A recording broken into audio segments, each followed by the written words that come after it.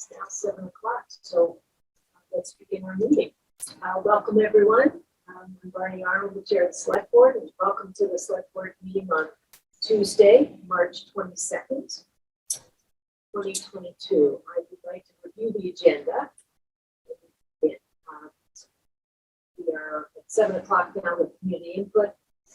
7:25, we're going to continuing discussion with the design folks on the Maple Street Bridge. And we have the ARPA committee coming in to discuss some of their recommendations.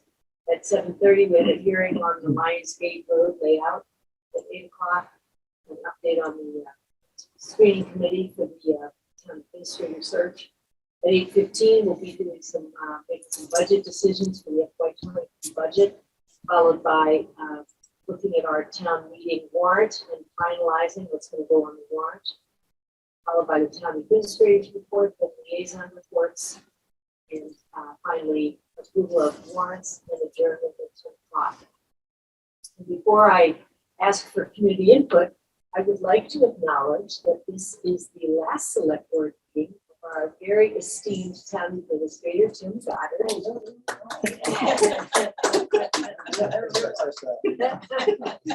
That's like a prisoner's calendar. It's a prisoner's calendar. I know. I don't know if you can see him on your screen very well, but yes, we're getting a big smile. It's like a Cheshire cat. Yes, yeah.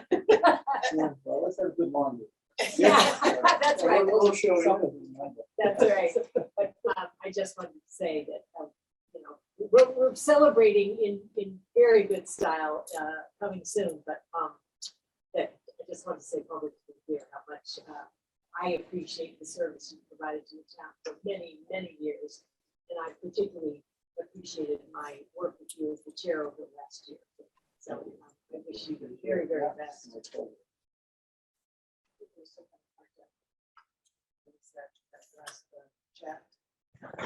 Yeah, Tim, if I could just speak for a second, I mean, it's been a real pleasure working with you and developing a friendship with you. And I think you've been amazing for the town of Carlisle. And, I don't know what I would have done as a chair if I hadn't had your even steady keel demeanor on everything and your filling in all the flubs that I did and covering for what I did when I was first the chair. And I just really appreciate it. Really, really going to miss you. And you better stay in touch.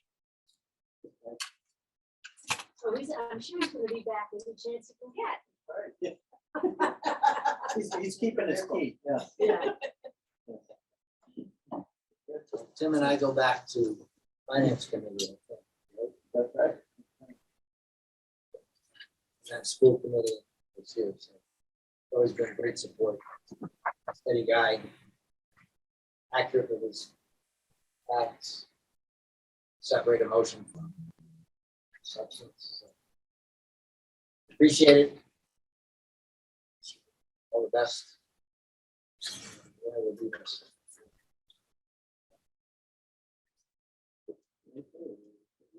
Okay, well, no, I'm just kind of going to echo what everybody else. Oh, really? Well, I know. No, but well, just. We'll just say it again. Oh, exactly, yeah. Well, first, give me an open mic.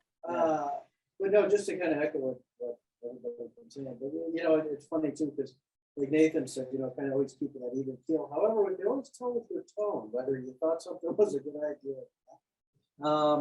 And I always appreciate it because, yeah, as Nathan said, I think we leaned on you a lot. Especially for the stuff that you didn't know about and the history of stuff, and it's hard to look in the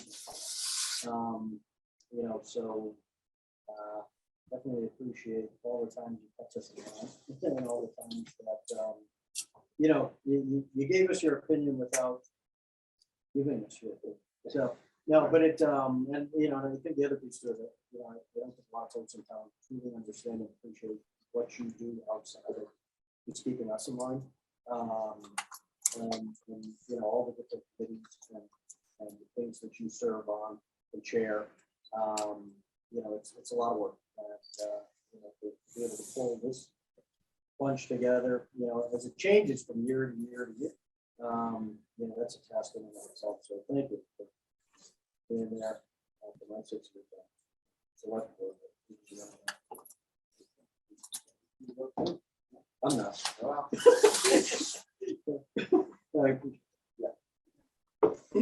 And I just want to say, the other thing that people are not aware of is everything that Tim does in the town that he lives, because he's the moderator there. And it's been great because also that he brings that knowledge and expertise to our town. And Wayne Davis. It's the Wayne Davis of Littleton, right? And he was also a select board member at one point. And, yes, so, I thought I knew everything. yeah. Till you came here and Yeah. got a few of those down hearings. Right, so I think that has certainly informed his service to us as well. Thank you very much. Alrighty, with that, I would like to invite anyone that has input for the community input time, and if you are remote, if you would indicate by either signaling in the chat or putting your video on and just raising your hand. Seeing none, let's move on then. And Jody, thank you for being here again. We are discussing the update on the Maple Street Bridge, particularly the question of whether or not there's an option to have a wood railing. And in our packet, we have a lot of information that we appreciate that you gathered. Tonight, my understanding is that we'll review briefly that information, but that our primary purpose tonight is that we want to approve the filing of the grant applications for both of the projects. Jody, do you want to briefly explain what you learned about the wood railing option? I'd be happy to. Madam Chair, members of the Select Board, again, my name is Jody Trumpio with TEC, and on behalf of the town, wanted to give you that update. Since the last time we met, we had an opportunity to reach out and connect with 3 vendors that manufacture wood guardrail systems, and all 3 of them have guardrail systems. They have timber guardrail systems. What they do not offer is a timber bridge rail system. So approach guardrail is something that is an option. It's just we have site conditions and site constraints that would offer some problems with transitioning. We would need a steel rail at the bridge ultimately, and to transition from timber to steel, we would need a concrete end post that would be constructed at the bridge, and we really don't have the room to install one as such because of the aggressively steep slopes at each of the approaches. It wouldn't be properly embedded and it wouldn't function as intended. I know one of the select members, I think was Selectman Oscarillo, had mentioned the bridge that I think it's Monument Street Bridge over Concord River. We went and took a look at that one. That too has that wood timber approach rail, but it has a steel bridge rail over the bridge with a concrete end post. So that's how that wood rail system was used as a longitudinal barrier off the bridge, but in a similar instance that we would need a steel rail. When we reached out to the 3 vendors, none of them suggested using their product as a bridge rail. One of them, in fact, said they fully endorsed the design as we had proposed as the best solution, and to properly have transition and safety continuity across the way. So that was the research that we had done, and it was consistent with our initial thoughts as far as yes, could you use it, but you couldn't fully accommodate it across the entire crossing, and that was why we ultimately initially steered away from it. But we wanted to go back to appease the select board and get all that information and confirmation from those vendors just to review with everybody. So. Thank you for doing that. Are there any questions from members of the select board? comments. Well, in the interest of time, unless it's something, Well, I would like to get the motion on the floor about going ahead with the grant applications, but well, since since, you want to do some brief Yeah. comments on what, I would have been faster if you had just let me say it, then, yes. oh, you're telling me this. I didn't find any of these, pictures acceptable. So, personally, I think, I thought we had already authorized this last time. You said contingent on, on not being able to do a wood guardrail, in my opinion. We are not able to do a wood guardrail, so it seems to me that we already have that motion, unless this is a different motion. We didn't actually vote to file the grant She application. was gonna investigate. The wood rail first. And then the board would make a final decision on whether to go with one or both. We had said we'd go ahead with the curb street no matter what. No, we said- yeah, we said we'd do- Maple Street. Right, and we said we authorized the Maple Street to be done if it was not possible to do it with rail. So seems to me it's done, but I'll be happy to make the motion unless somebody else. No, go ahead. Okay, No, it should, yeah, no, I don't like no. that. So we're going, so it would be to do the original, right? Coated, That's basically what we're, The powder coated yeah. brown. the brown one. Move that the select board authorize TEC engineers to file construction grant applications for the Curve Street and Maple Street bridges with the Massachusetts Small Bridges Program no later than April 1st. Second? Any discussion? Hearing none, I'll take a roll call vote. Arnold, I. Oscar, aye. Brown eye? Odell, aye. Reed, aye. Thank you very much. And Yeah, thank you. thank you, Jody, for being here. Thank you. And we're looking forward to moving ahead. Appreciate it. Thanks, everybody. Have a great night. Thanks, thanks, Jody. All right, hi, Scott. Give Yeah. it time. It'd be early on the agenda. Yeah, pull up a microphone. Some of the folks on the Zoom call are having difficulty hearing, so if you can pull that up fairly close. That's on, I see, which is great. So Scott is here as the chair of the ARPA committee, and Keith is here as well, another member of the committee. Is John Hoffman joining? You got a call. Okay, great. Thank you. Welcome, John. But I will note, I did not post this as an ARPA committee meeting, so we won't be deliberating or discussing. The goal here is to update the committee on our recommendations and also determine what the appropriate next steps are. Because I'm either excluding grant approvals or we're at a stage in the process where we're kind of feeling our way through. So what I provided in the packet was a list of the recommendations, and there's two stages, two motions we can discuss tonight. One is at a higher level. As a committee, we voted to recommend that we allocate all of our coronavirus state and local fiscal recovery funds to revenue replacement under the standard allowance option. That option allows towns to take up to $10 million in ARPA funds and claim them as revenue loss. We obviously are below that threshold, so we can allocate all of our funds to that category. And by doing that, there's two benefits. One is it's streamlined and minimal reporting required to the ARPA portal, which is good from an administrative standpoint. And I'm talking with Kelly Buyer about that. And the second option is it gives us maximum flexibility. We can use the funds on any government service. So anything that the town of Carlisle would consider as a government service we can spend money on. You don't have to worry about all those eligibility criteria and all the reporting that goes with each different criteria. So by allocating those funds, and we spent some time as a committee discussing this, looking at the requests that have come in, figuring out is there anything that would fall outside of this bucket? I think the net opinion is that the benefits of doing this outweigh the risks of down the line, something coming across as an opportunity that might fall outside the scope.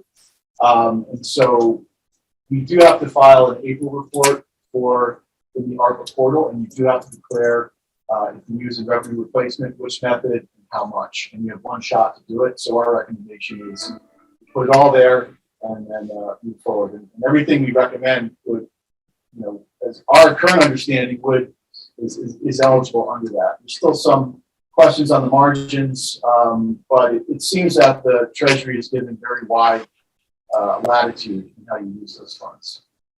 So that would be the first piece, would be us requesting that the select board motion one here. I made some motions up just as a starting point on its recommendation. Pass those around. Is this one package? There's just one page. One page. So motion one would be would be focused on that. The second motion would be surrounding the recommendations we provided. That was in the packet. As a committee, we've reviewed all the submissions that have come in. We've essentially categorized them yes, no.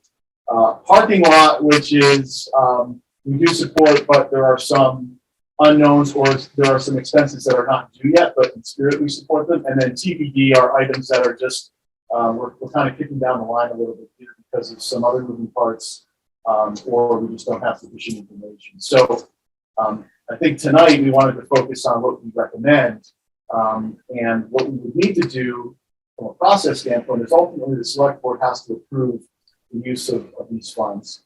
And what would happen would be from a process and an auditing standpoint, once a project was approved, the ARPA funds are in a separate account. Kelly would create a project for each approved project in the ARPA account. That invoices would come from be associated with that project, and essentially that's what we would use for the audit at the end of the year. So what we do ultimately need though for anything is approval of the select board. And so we've deliberated and come up with these recommendations. I know our time is limited tonight. I'm happy to very quickly go through some of these, but ultimately, we'd be looking for approval on those items. I just have one question for Scott, and that's the question about the projects having to be done under federal. Oh, yes. So, of course, nothing is as easy as you hope, and I think the wrinkle in all this that we're currently working through is that if you use ARPA funds for any project, the project is subject to federal procurement guidelines. So,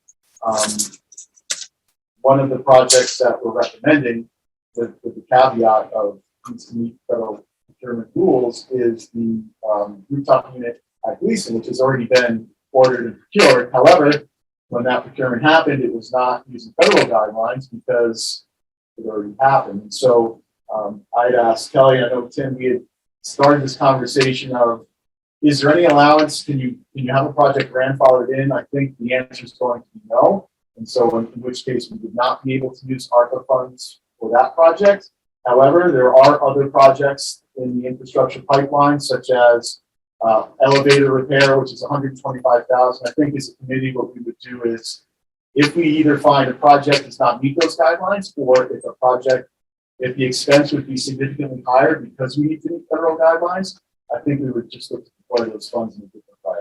Even though it's not necessarily directly related to the pandemic, that's fine. I think we would say, well, if we can't do the RTU for these reasons, why don't we do the roof? And then we would come back and do it.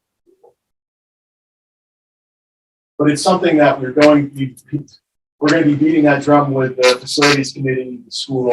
Everybody needs to know if we're doing if we're using ARPA funds or plan to, it needs to meet federal guidelines, and we need to be aware of what those are, which I'm not, and that the project meets that. And in some cases, it may meet it, but in the case of the RTU, it was done under chapter. Green community legislation. Green communities legislation. Conservation part. I don't think it's Right. equivalent. And you didn't have to put it out the bid, and federally you get 2 bid, there's all this stuff. So we're sussing through that.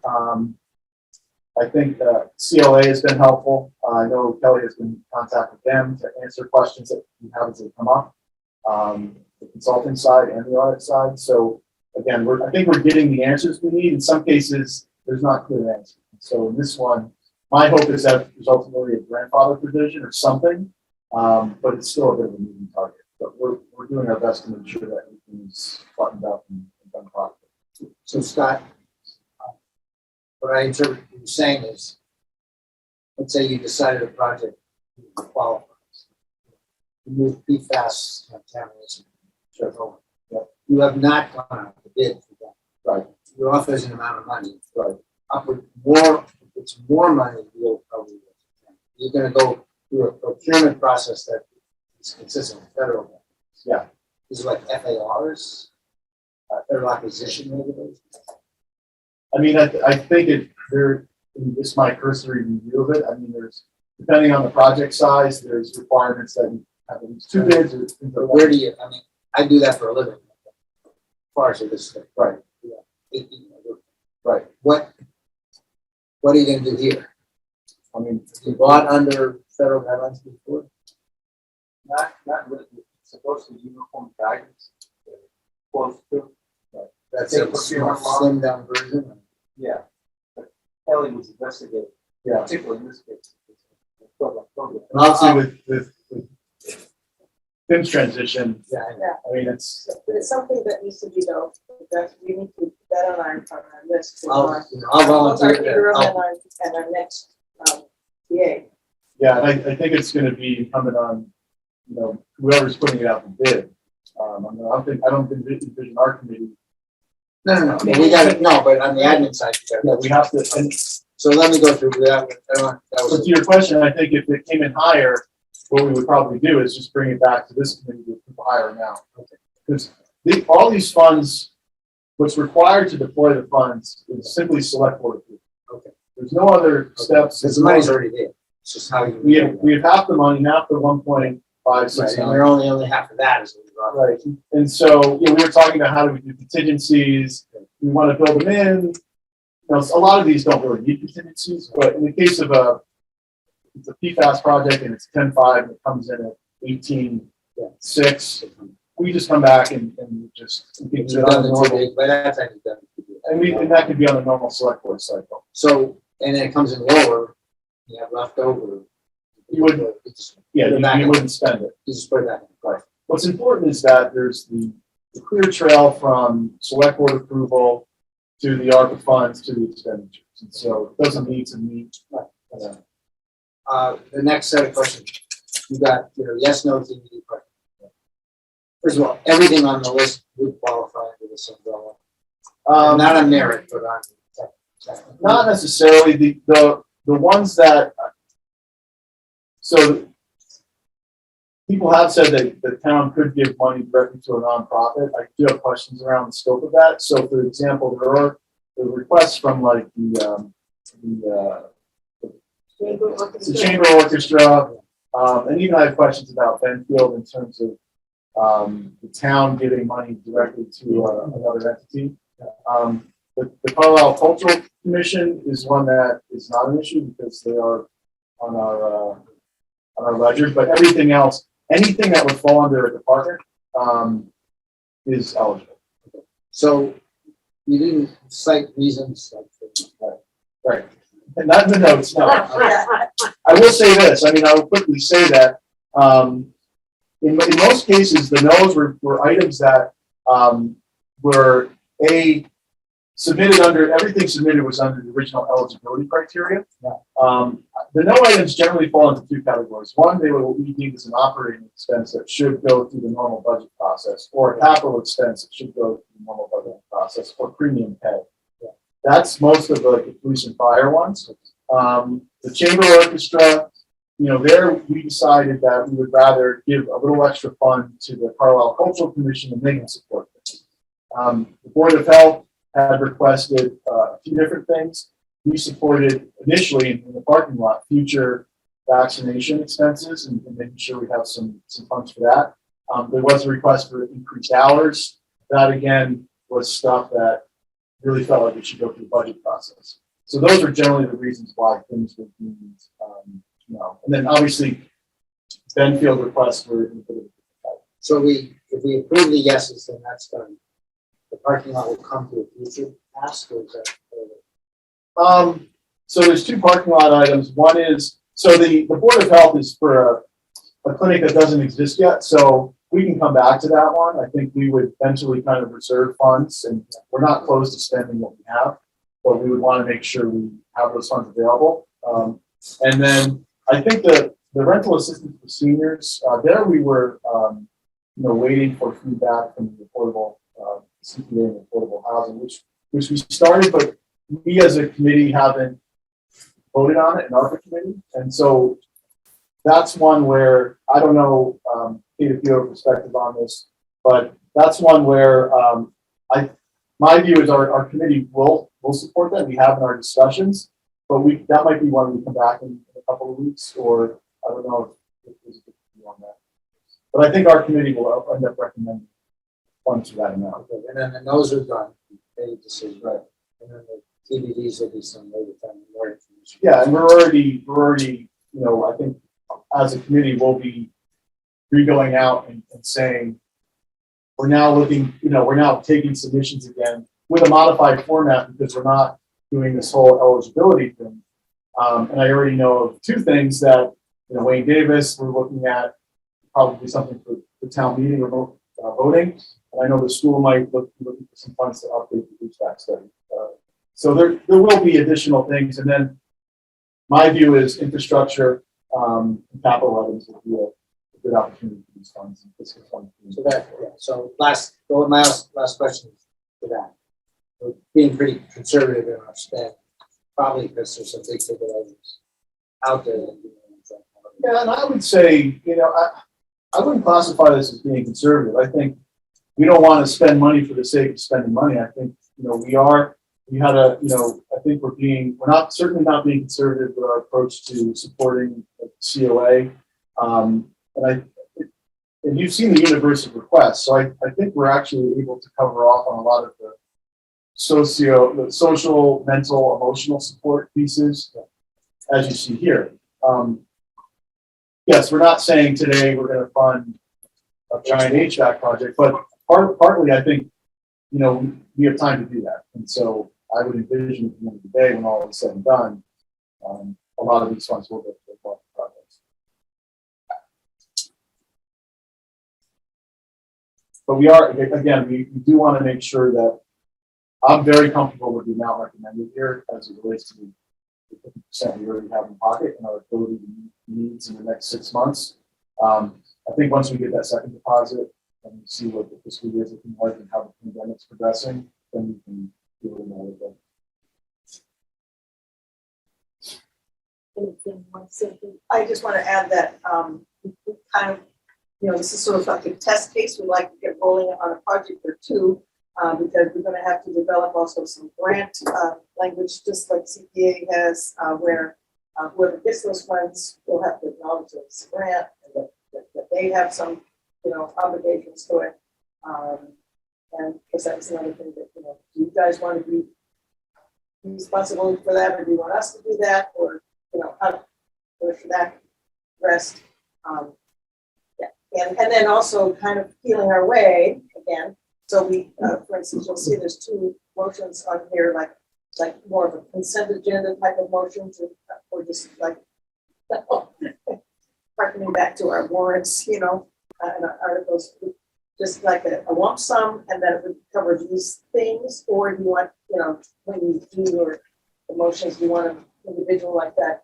How does the select board want to handle that?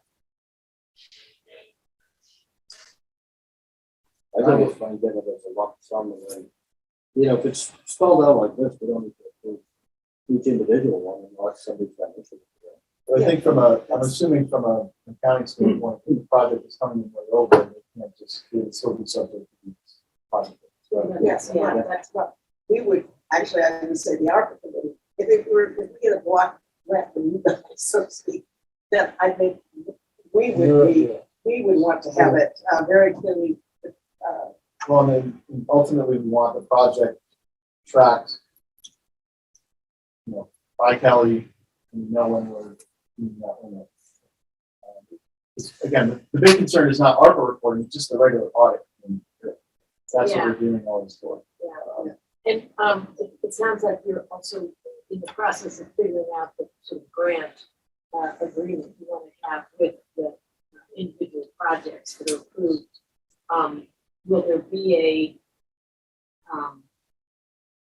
you're thinking about sort of how do you get interim reports from them to see if, if their expectation was they were gonna get X amount done, for this amount of money, rather than waiting till suddenly they're running short and having to come back. Do you have you thought about kind of interim? I don't want to make it cumbersome, but some way that they're providing you some feedback on where they are in the project. Well, maybe not so much the smaller ones, but certainly some of the bigger ones. Yeah, I mean, I think we're gonna have to do some work with the cultural commission. I know they do a lot of their own internal tracking so we want to get, obviously visibility into that. The infrastructure projects, obviously, people want updates and, don't want to do details, but we want to know what the bidding process. Some of these others, I think from the COA, some of like the mental health, I think certainly we want to look at housing, periodic check-ins, how's enrollment going according to plan, what kind of results are you seeing? And they're going to be, and we talked to Joan about this, they're going to be collecting that information anyway, because part of the goal for us doing this now is that they can demonstrate that it works so that they can then go get grants from other sources. And so I think it's going to be a little bit of a case-by-case basis. And like conservation land signs, I assume it's just Right. and signs. We'll see them. But nutrition support, I think we'll just have to work it out with each one. group, right? Because I think the projects are going to be sufficiently different. Nathan, anything you wanted to ask about? Nope. Thank you very much. I will say, if we're doing anything that's not correct, we will just come back and, we're trying to figure out the right way to do all this and properly, and if something changes or we didn't approve things in a proper way, we'll come back and do it.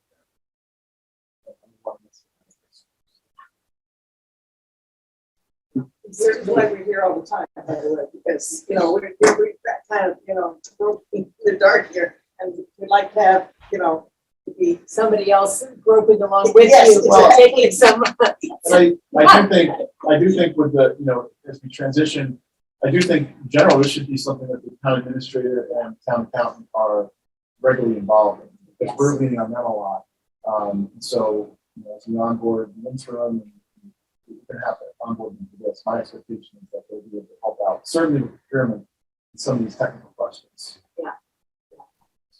You certainly have come to Steve. Yes. Who is, wealth of experience. Right, so we're happy to have them at our meetings, but understand why, we're in a transition right now, so some of these answers are. Again, the regulations and interpretations are evolving. I mean, webinars, it's all, so we're just trying to keep on top of it. But by doing the revenue replacement, we need to do the revenue replacement first. But by doing that, it does give us wide line. Yeah. All right, well, so let's move to that first motion about revenue replacement. We'd like to make that motion. I move to approve to allocate all coronavirus fiscal recovery, aka ARPA funds, $1.569 million to replace lost public sector revenue using the standard allowance option. Second. Thank you. Any discussion? I'd like to call for a roll call vote. Arnold, aye. Brown eye. Reed, aye. All right, the motion carries. And the second motion, please. One is kind of a lump sum, and the other kind of a consent. So, lump sum, we give you the budget, you by the individual projects, you do any keep track. Yes, and in this case, you actually see the, and I think we would always give you a minimum, which is. Yeah, I think we'd like. It's We'll take the number We'd like to one, see that. 31. It's, okay, the difference, let me tell you what the difference is. Remember with the MFC, when they had, so much money for this project and so much money for that project, And then Was one an project went over and then you couldn't I agree. slosh it. That's why we prefer, really would prefer this, but if you're not comfortable with it, we wanted to have, we give you an alternative. Right, so your preferred motion is the first one. Yeah. And my only concern is that we have the appropriate auditing, accounting controls in place. Right. As long as that works, and if it doesn't, we'll just come back and do the new wording. Okay. Did you want to make that motion? Sure. Okay. I move to approve the expenditure of ARPA funds not to exceed $329,237. The recommended projects as presented by the ARPA committee. Engine, Lines,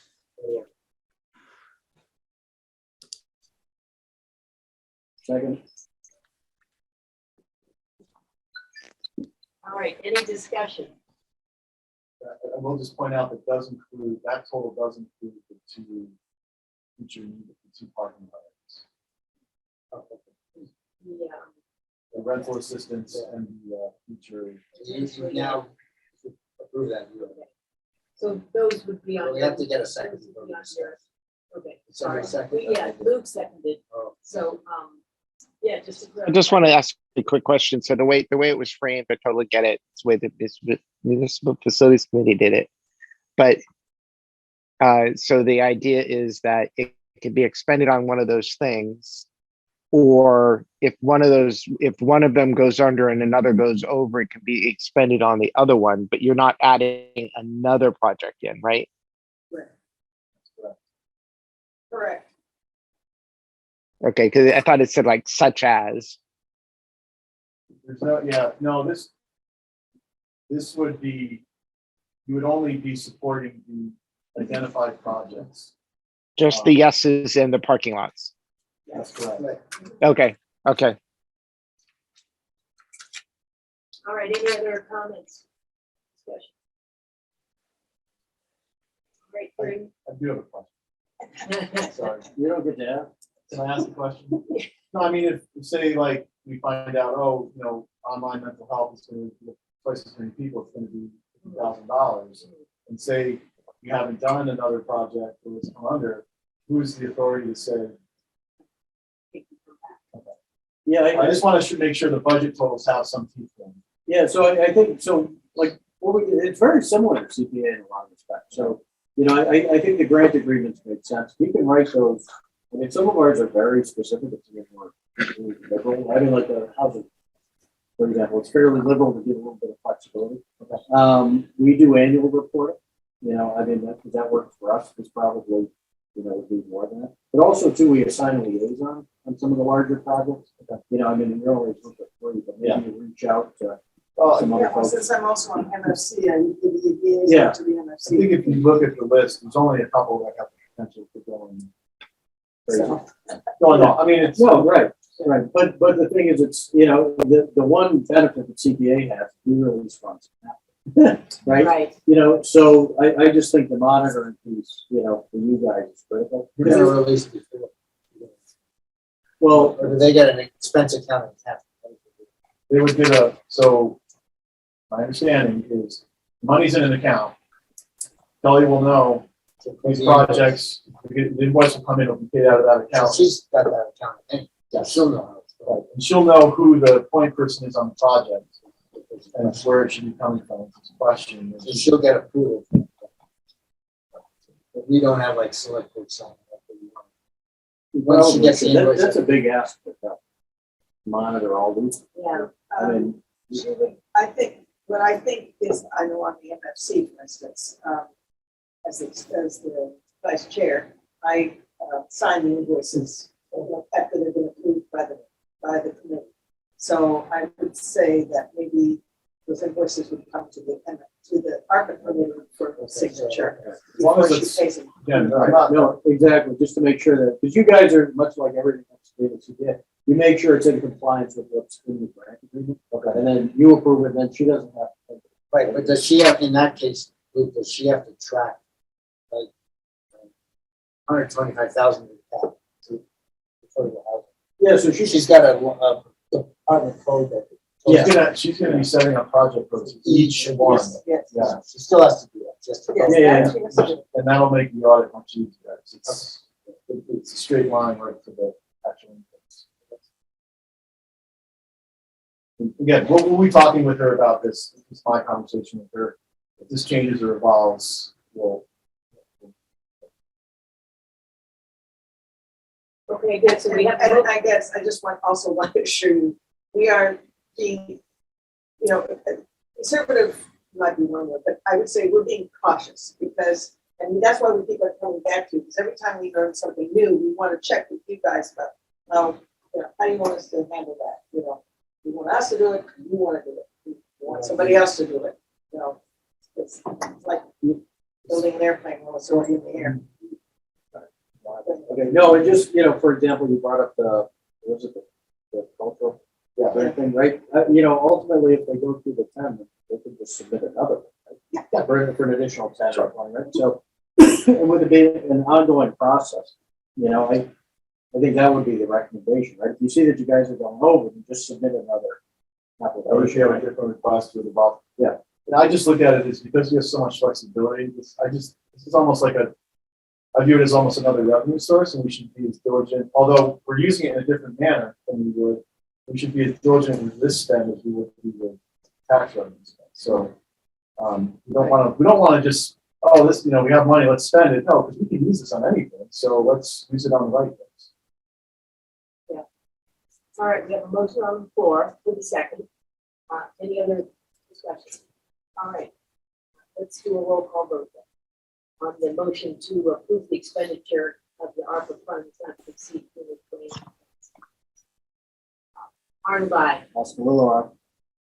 Brown eye. Well, You die. Excellent. Great. Thank you very much. Appreciate it. Well, thank you, all three of you. Thank you, Yeah. John.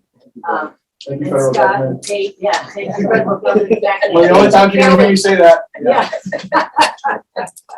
Well, even then, I appreciate the federal government making all these stupid rules, but anyway. All right. I know you enjoyed it so much, Scott. Yeah. Well, can we put a microphone on there? Right, there you go. Of course. That's a $70,000 microphone. Is it? I think it'd be wireless. Audio. I'm trying to make it wireless. Yeah, That's what some people are it's like Nathan was saying too. Yeah. Are you hearing us better now, Nathan? Trying to test? But now we're not hearing. I'm hearing some of you better. Barney, you keep cutting in and out a lot. I'm not sure if you're like directly in front of it, but it does appear to be a little better. I have the volume all the way up. Yeah, the levels are fine, and Mark is saying it's broadcasting fine, so I'm not sure. We're not sure what the problem is. Everything seems to be good with you, man. So our apologies to those of you who can't hear very well. We are going to continue on. Tim, do you have someone here from Lionsgate? Or are we on? We do not, evidently, there are no show, however, town council is on the line, we do have to open the public hearing, town council is on the line, also the co-chair of the planning board. Okay. Developers met with the planning board last week, and I think we can shed some light on what happened with that meeting. It's not clear if they going forward or not, it may not be. But we do have to technically open the hearing. Okay. Is that correct, council? You know, on here. Proceed. You're muted, Chris. Sorry about that. Hello, everybody. Hi. So I'm happy to answer any questions. I know that it sounds as though the proponent of the street acceptance is not with you tonight, but it's my understanding that last week the planning board voted unanimously not to recommend acceptance of this street as a public way. I think on two grounds. Can I interrupt for just 1 second, Chris? Sure. Is this a public hearing? Let me make a motion. Do we need to open the public hearing? You need to open the hearing, formally open the hearing, Chris. Yes, that's Yes. that's a good. I'm sorry, Chris. No, thank you. I appreciate it. I move to open the road layout hearing for Lionsgate scheduled for March 22nd, 2022 at 7:30 PM at Carlisle Town Hall, Clark Room 66 Westwood Street. Second, Thank you. Second. thank you. All right, so now we can continue the discussion. Chris, let me go back to you. And I also know that Pete, I see you on the phone, right? Pete? Are you gonna be speaking for the planning board? You're muted too, Pete. Pete, there you go. I'll answer questions that the memo don't address or that Chris doesn't address. Okay, so we begin with Chris and Pete? I Sure, missed that. Okay, thanks, Chris. sure. So it's my understanding that the planning board voted unanimously last week to not recommend acceptance of the road as a public way. For at least two reasons, one of which was that the planning board had requested a new inspection of the road to be funded by the proponent, and that didn't happen. And two, I think there's some outstanding questions as to who will manage and maintain the drainage system for the roadway, which in the case of this subdivision, I think is a new and unusual, at least in the town's experience, form of drainage system that may not be within the town's ability to maintain, at least as of right now. So I think Peter can certainly elaborate if I've misstated anything that the board did, but I think on those two, based on those two reasons, the board voted to not recommend acceptance of the public way. Pete, do you want to add to that? No, Chris was accurate. Nothing to really add. I think it's well defined in the memo. What percentage of the development is completed? Is it 100% completed? That's correct. I think all the Okay. lots, I believe all the lots have been built on. Okay, thanks. And, oh, go ahead. When the plans came in and showed this drainage, were any questions brought up at the time of the approval to the developer? Katie, you're gonna have to repeat yourself. It's really broken audio. Sorry. When the plans came forward for approval for the subdivision plans, were you aware of this drainage issue, and was that at all discussed before approving the plans? Yeah, I think, again, just referring back to the memo, it's pretty well defined that this development has gone through several owners. So the initial owner probably had more detailed knowledge. And then subsequently, as people buy it, do they read all the fine print? It's hard to say. Okay, fine, thank you. Yes, please. Chris, is the board under any obligation to keep this on the warrant? A vote to be accepted at the town meeting, given it's negative planning board recommendation, there are no show at the hearing. It is not. And I was thinking about this afternoon as I was getting ready for the meeting. I think the board could take any of a couple of different approaches here, although in my experience, it would, I think, be unusual for to move forward with acceptance of a public way where the planning board hasn't recommended approval.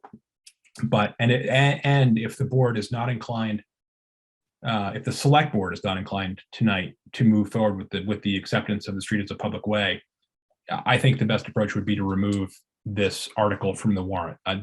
In order to accept the road as a public way, we need to have both the select boards vote to approve the layout and a town meeting vote to approve the warrant article. If the first step is, if the board is not inclined to support that first piece, I don't see any reason to leave it on the warrant. The only exception to that would be as if this was a citizen's petition, but it's my understanding that this is this was, and Tim, you can please correct me if I'm wrong, but it's my understanding that this did not come before the board in the form of a citizens petition warrant article.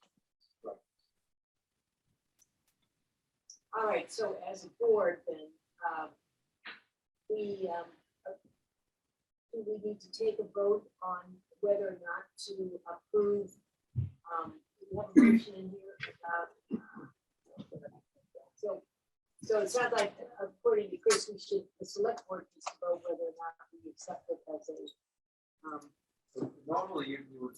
We'll close the hearing. You close the hearing, and you recommend the laying out of whatever the named way is, and then it go forward to town meeting. In this case, you're not doing that. So I don't know, I don't know, is a vote necessary first, or make this close the hearing and take no action? The board could either take no action, and I think direct town council and Tim to not move forward with the placement of this on the warrant, or it could affirmatively vote instead to not lay the town out, not lay the road out as a town way.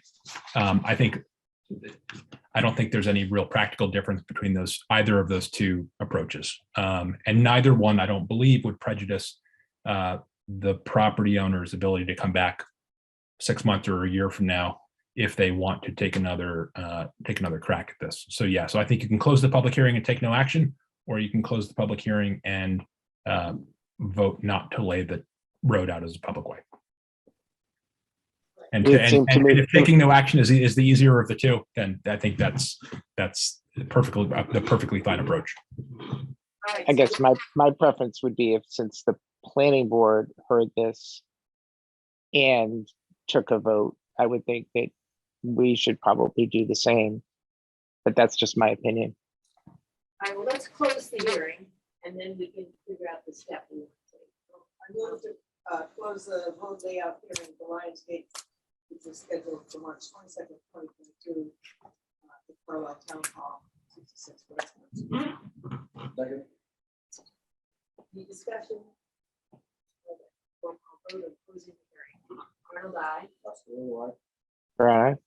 No, Reed, aye. Excellent, the hearing's been closed. So deliberation about, I hear Nathan saying that he would like to see us take a vote of,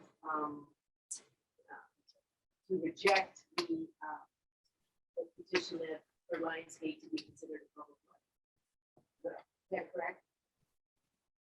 Yeah, I think it's accepting the planning board's Recommendation. recommendation to not lay out the way. So would you like to make that in the form of a motion? I move that the Board of Selectmen accept the planning board's recommendation not to lay out the way for Lionsgate. Lionsgate Road as a public way.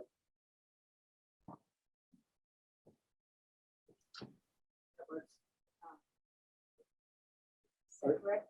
Yeah, are we gonna vote again to not? I'm really confused. So we're just voting to accept the planning board's recommendation? We're not. Yeah. Well, No, that in effect is voting against it, isn't it? No, I- Hold on 1 second. Nathan, what are you saying? I'm saying that we are in effect voting against laying it out because we're accepting the planning board's recommendation not to. I mean, I'm happy with any kind of a motion. If I could suggest a friendly revision of the motion, you might frame it as the select board is voting to accept the planning board's recommendation with respect to Lionsgate Road and to not lay the road out as a public way. So moved. No, I think we, no, but I think we should vote to lay it out and then vote against it, right? Oh, I I mean, see. just make- Move right? to lay it out. Move to lay it out and vote nay. Because it, I don't think we should because we're deciding not to lay it out. right, and then when they're ready when they have a revised plan, they come back and they have another public hearing. They didn't do that anyway, because he said it doesn't. No, I know, but it's, we're just voting.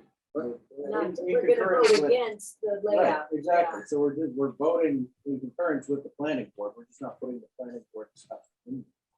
It just seems weird that we would. You know what I I mean? actually like it, it's I understand solidarity. what you're saying. No, I- Isn't that what Chris just said, though? Isn't that what Chris's motion just was? Yeah, because it was based on yours. It's fine either way. It's just, I don't know why we don't just vote to not approve it. Right? Or vote to approve it and vote nay.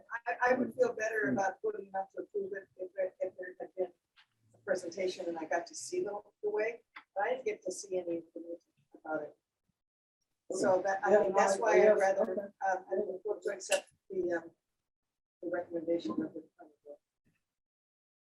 It's- Okay, That's so, another point of view. Yeah, no. okay, so the, I'll second your motion. all right, and so, Jen, were you able to catch that, or are you gonna get that from Chris, the motion? Chris, you wanna say that one more time? Yes, Sure. Move that the select board vote to accept the planning board's recommendation relative to Lionsgate Road and to not lay out the road as a public way. Thank you. So that's the motion that's been seconded. Any more discussion? All right, let's go with the roll call vote. Arnold, aye. That's the one. Brown eye? Well, Reed, aye. All right, thank you very much. And is this now when you would move to not put it on the warrant, or would you wait? I think we wait till we get to the warrant part of the agenda. we're not actually voting. No, we are. Yeah, we're closing the warrant. Yeah. All right, great. So, let's move on then, and thank you very much, Chris. Oh, thank you all. Good to see you. Thank you, Pete. Let's move on. Good night. This should be brief, the search update. So I've provided you with a memo about, based on our conversations of a couple weeks ago, and then discussions with John from Paradigm and others. And I wanted to just give you all a chance to have any feedback on that. So the proposal in your pocket. Yeah. It is. So as we discussed 2 weeks ago, you know, a 5-person or a 7-person, and then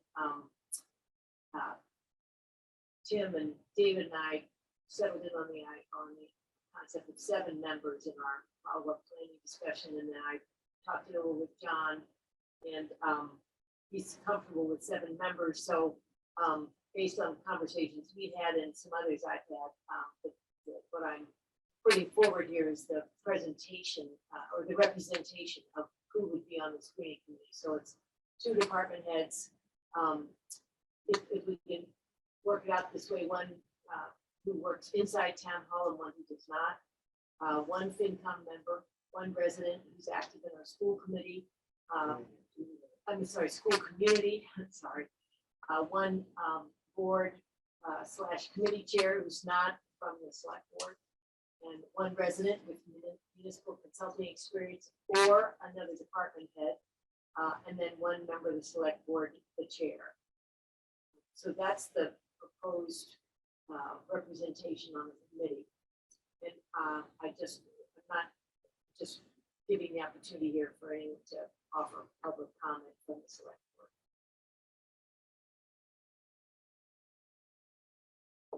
board. Yeah, no, I'm fine with it pretty much. I thought we had discussed essentially Jen.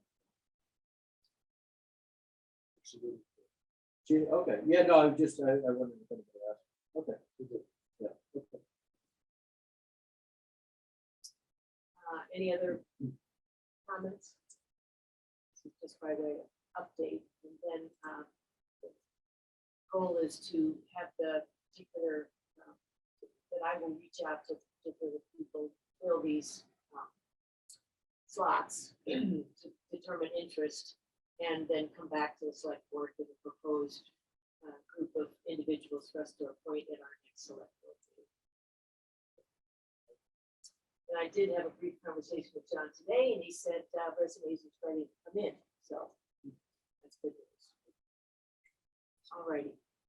Then we're gonna move on to the 3 budget decisions we need to make tonight. The first is about the COLA, the second is about the Board of Health additional hours, and the third is about cemetery fees. So I'm gonna turn it over to Tim, who's written a memo to us about the COLA. Can I just interrupt for 1 second? I think COLA may be something that people are interested in. Could we just do town administrator report or something for 15 minutes? I'm sorry, that who might be interested He in wants it? to line it up with. I want to get it on schedule. So if we could just do town administrator report. The opposite, okay, you wanna wait on the budget decisions, you're saying. I just want to I want to do it on the agenda schedule. We're 15 minutes early, and it's COLA is something somebody may be interested in. Probably not, but I just don't want anybody saying, hey, you did it ahead of time. Okay, no problem. Yeah, Tim, are you comfortable? Let's go ahead then and do the town administrator's report for some of those items to get to 8:15. Thank you. All right, item number 1 is that we heard back from Commonwealth that the regional grant of sustainability coordinator that we found in the town of Westford that was approved, has been funded. There's a letter in the packet, and as Bonnie pointed out, it's pretty vague and uninformative. It doesn't even mention the town of Carlisle, but in fact, it is a letter because it came to us. And they said, don't announce this, it's gonna be a ceremony. The lieutenant governor come on with a cardboard check and embargo this news, so we keep saying it. The event, Did we just announce it though? yeah, I guess I'm just announcing it now. The event for this grant, Thursday at noontime in Shelburne Falls, Massachusetts. Oh, geez, you're So kidding. if you want to see what the bridges Really let the and cat out of the flowers bag, look like at this time of year. So no one is going to be able to make the event, but we did get approved for the funding, and trying to meet with the folks on the Western to talk about timing. It's their town meeting in June. They've got to go to town meeting with the revised job description. Get the funding put into the budget, but what's good news for the town is it's one of the projects that I met last week to see if you only went through like 15 or 20. You used to be town manager in Western. He'll be the one following up with us. That's certainly good news. And they're always a little funny about how to announce it. It's kind of odd. It's a little awkward actually, because I've just been reviewing some of the comments about the master plan, and of course we do have, the master plan does have reference, to get some sort of a sustainability position, and so it's awkward. Can't talk about it until, Yeah. like to This get is that about a right. year, or a little more than a year. At some point, make a decision. Okay, so after Thursday, we can talk about it. Or officially, that's what I'm thinking now. Perfect, because the master plan committee is on Thursday night. evening, so we can then, All okay, right. great. And so, Tim, this will be a position that is on the Westford payroll. But with the, Right, they're And the then- lead community right, for the grant. But this individual will have some portion of their hours devoted to the project here in Carlisle. So Okay. we'll work with the municipal facilities committee and the successor to that person. right. Projects that we shared that position, but yeah, it was nominally. Okay. Great, that's great news.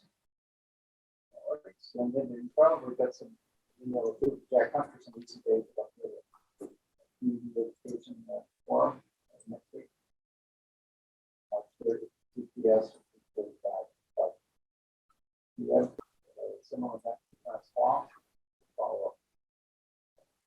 Tim, I'm sorry to do this. I know it's a pain, but the audio is really terrible. Could you just pull the mic next to you closer? Sure. Again, in the pack, there's an email from Jack Hunters, the chair of the school board about their upcoming community education forum. It's next week on the 30th.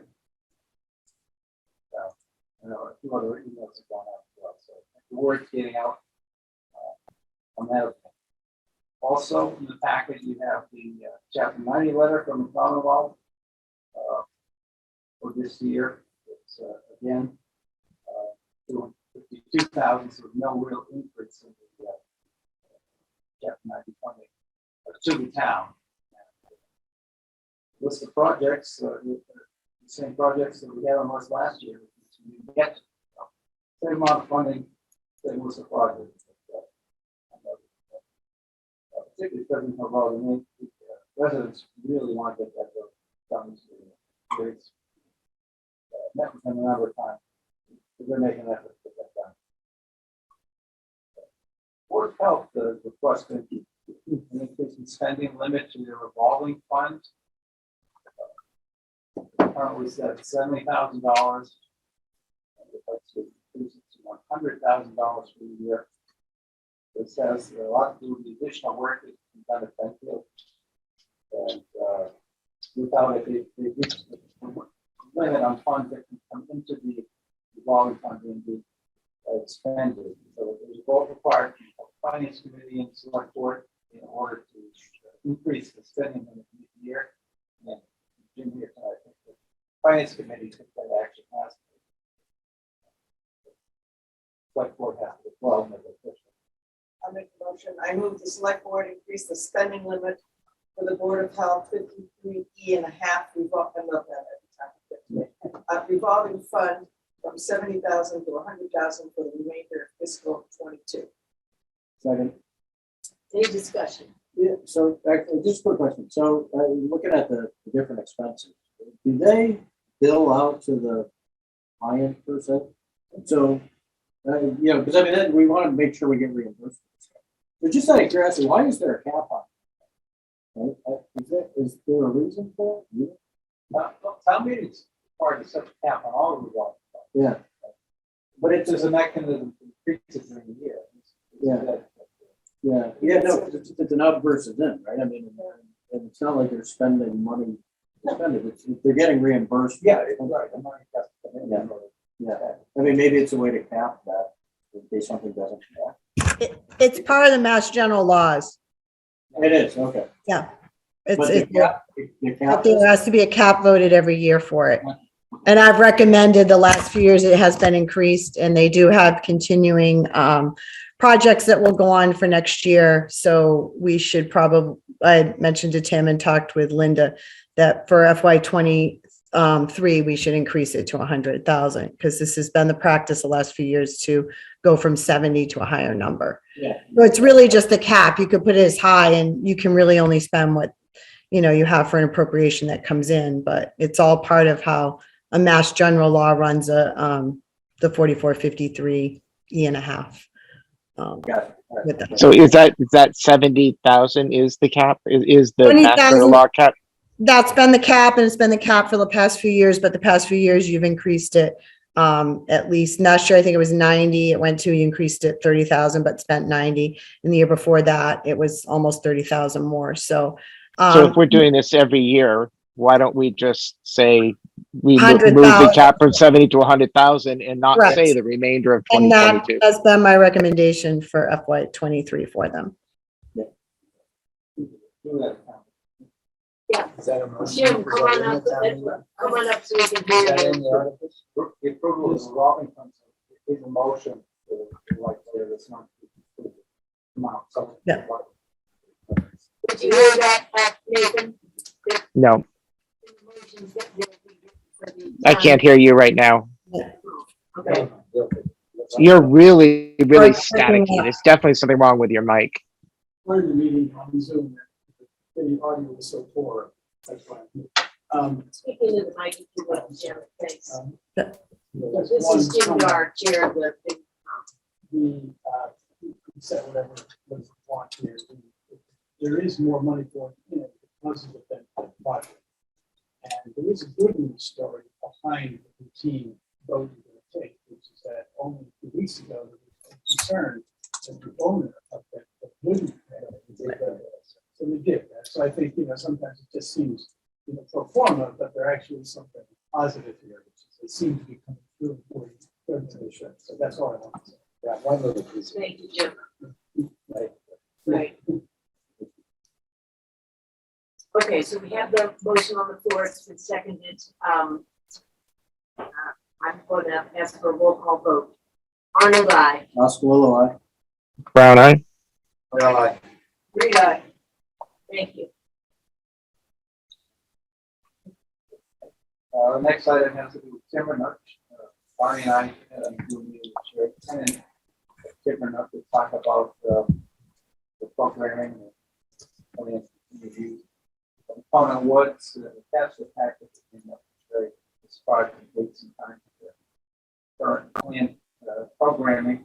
And we talked about a potential site visit on April 6th, in the morning and afternoon, maybe both. The board members want to observe typical drop off and pick up operations in the rear parking lot. I guess since then we've heard that the parking situation is pretty good lately.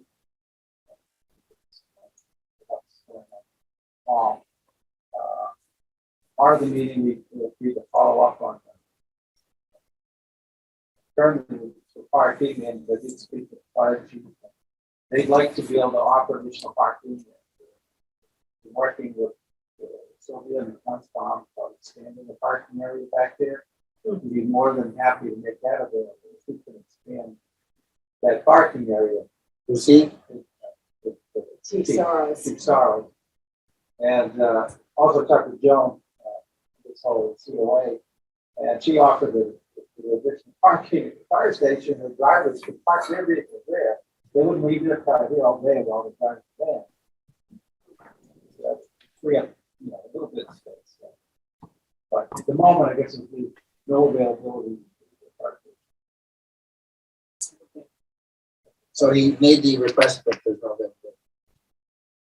Well, we made it with him, and he said, "I'd like to help you, but I'm trying to, I'm trying to expand my parking lot. I don't have successful." Yeah. He's got nothing in or any budget to it. I don't think he's got anything from the facility. So it's a year away. Yeah, it's probably sometime ago. And the conversation with Sherry, which really started short run, but immediately it was about the parking issues that had been raised at the last meeting with Sherry.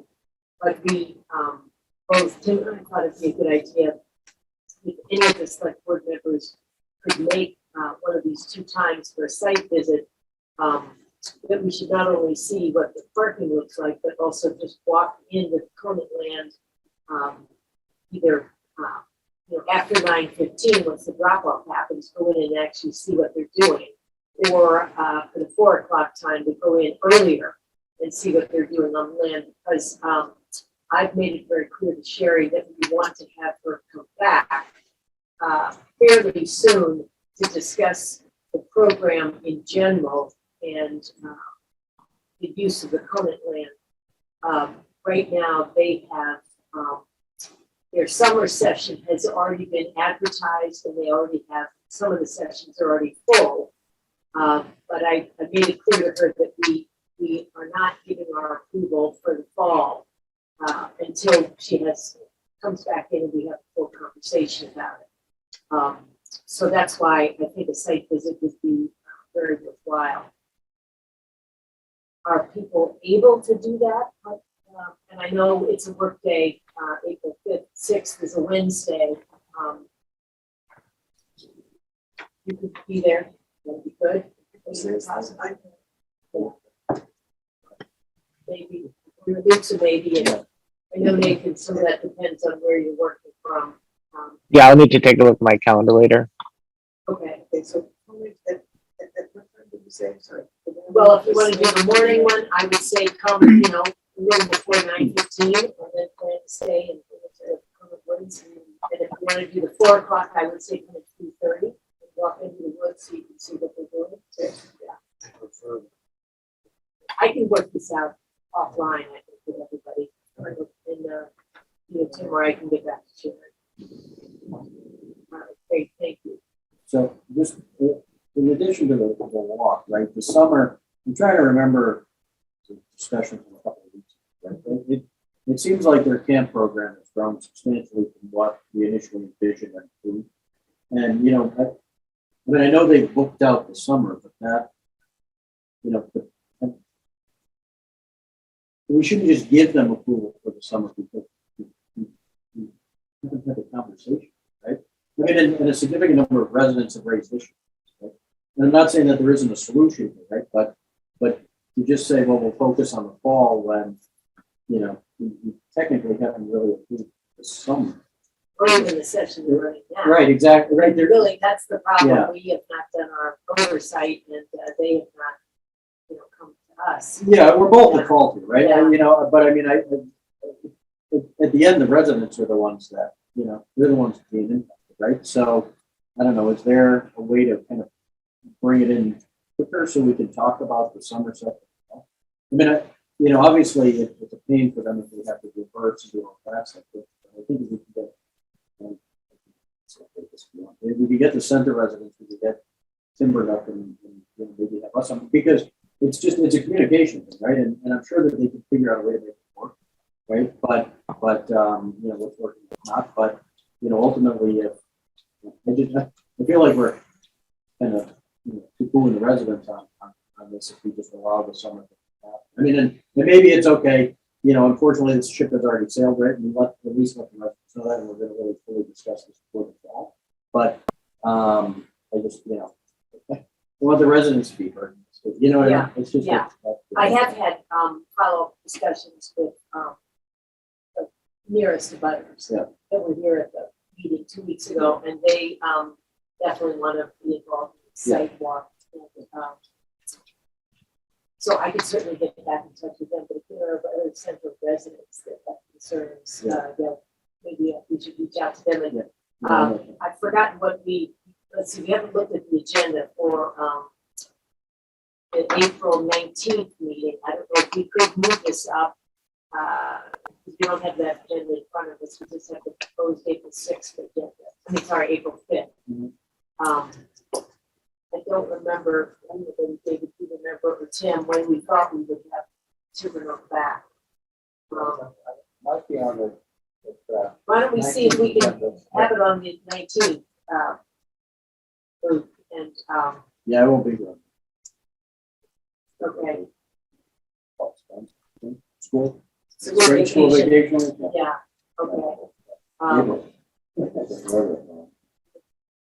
You know, when we get bumped into that first meeting in May, the problem is, every week it goes by. Yeah, no, exactly, right? Yeah. Or maybe, I don't know. You know. Does it have to be a full select board meeting to have that discussion? Okay? You can have that discussion. Maybe it's bring up the residents and we just report back. Because everybody's kind of got the same goal, right? You know, I mean, I think residents are fine with it. It's the noise and really the noise, right? And just the amount, parking pieces. But you know, I mean, I think I don't know if we necessarily need to have a full discussion here. I think it's kind of outgrown the location personally. I've gone a little bit. Yeah, Yeah. I agree. I'm wondering if they couldn't ask the state park, they could do it, somewhere there. I mean, there's all those acres, or even if it's not every time here, once it's at the Cranberry Bog and once it's in Colnet and once it's in the town forest. I mean, we could be accommodating, but so that they wouldn't have to do what you're talking about, all the refunds and stuff, but not being impacting one area all the time. Yeah. So I think we could think out of the box and get some solutions to the problem. We also raised with Sherry that we've been allowing the use of Conant with no return from them, no expectation of any fee return. But she said they are doing well enough that she definitely thinks it's appropriate for them to think about making some kind of donation. I'm sorry, to do what, Barney?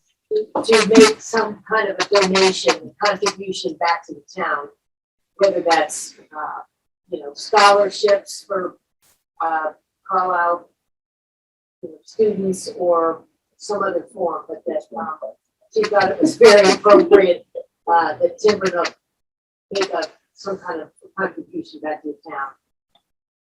Yeah, I mean, I think that would be great. I think for me, it doesn't eliminate the fact that they've kind of outgrown that spot. Yeah, I would, I think if it's possible for people to go see, or maybe everybody has, but if people have not been there, I think it would really be helpful for all of us to see what they're using right now, what space, what part of the land that has been affected. And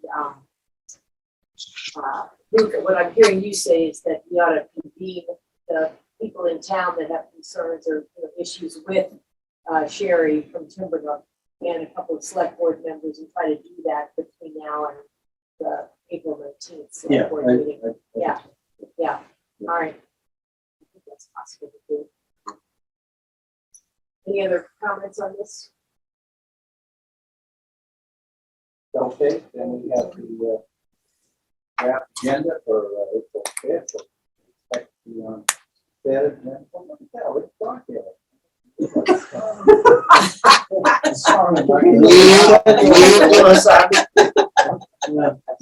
You coming back for that one? Yeah, I might zoom into that one. Yeah. Entertainment value, get your popcorn, put your food. That's just barking. No. Nobody could fit. And we're gonna meet later this week to go over the setting the next couple of see if it's gonna be well, our meetings are the 5th and the 19th in April. Budget is 11.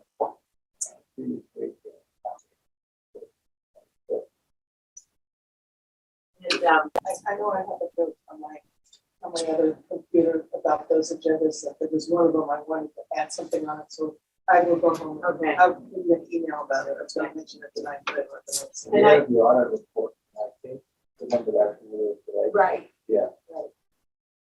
And I just want to point out on the next, the agenda for April 5th, that's when we're gonna, as a select board, discuss our positions on this warrant article. So we're not doing that tonight. And we'll figure out who's gonna, put forward which ones. Unless you want to vote support, in the article, but you're going to be publishing the warrant, the finance committee. That's in order to make the public, Right. the publication. Well, why don't we go back to the budget decisions we need to make, let's do those, and then as we go through the warrant articles, Yeah. if there are ones that we know right now we are ready to support and would like to get that information in the book. Okay. So we have, Let's go one more, I'm fine. oh, sorry, Yeah, but the appointment of Before you're done with your Dan last Cook. two. to the That's T-Stat. right, that's right. Just under the wire, we got a. Forward to the state connection committee, 2 hours of 10 minutes. No people, no can't talk.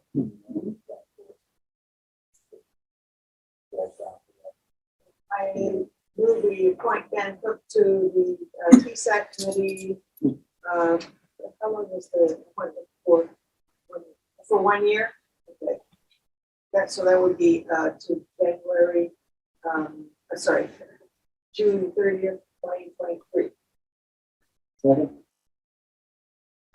Discussion. Roll call vote. Arnold, aye. That's the one. Ryan abstain. I couldn't hear it. Well, Reed, aye. Sorry, that was about appointing Dan Cook to the Transfer Station Action Committee. Oh, okay. I would certainly support that. Aye. Thank you, Nathan. All right, so we're now gonna go to the fiscal 23 budget decisions.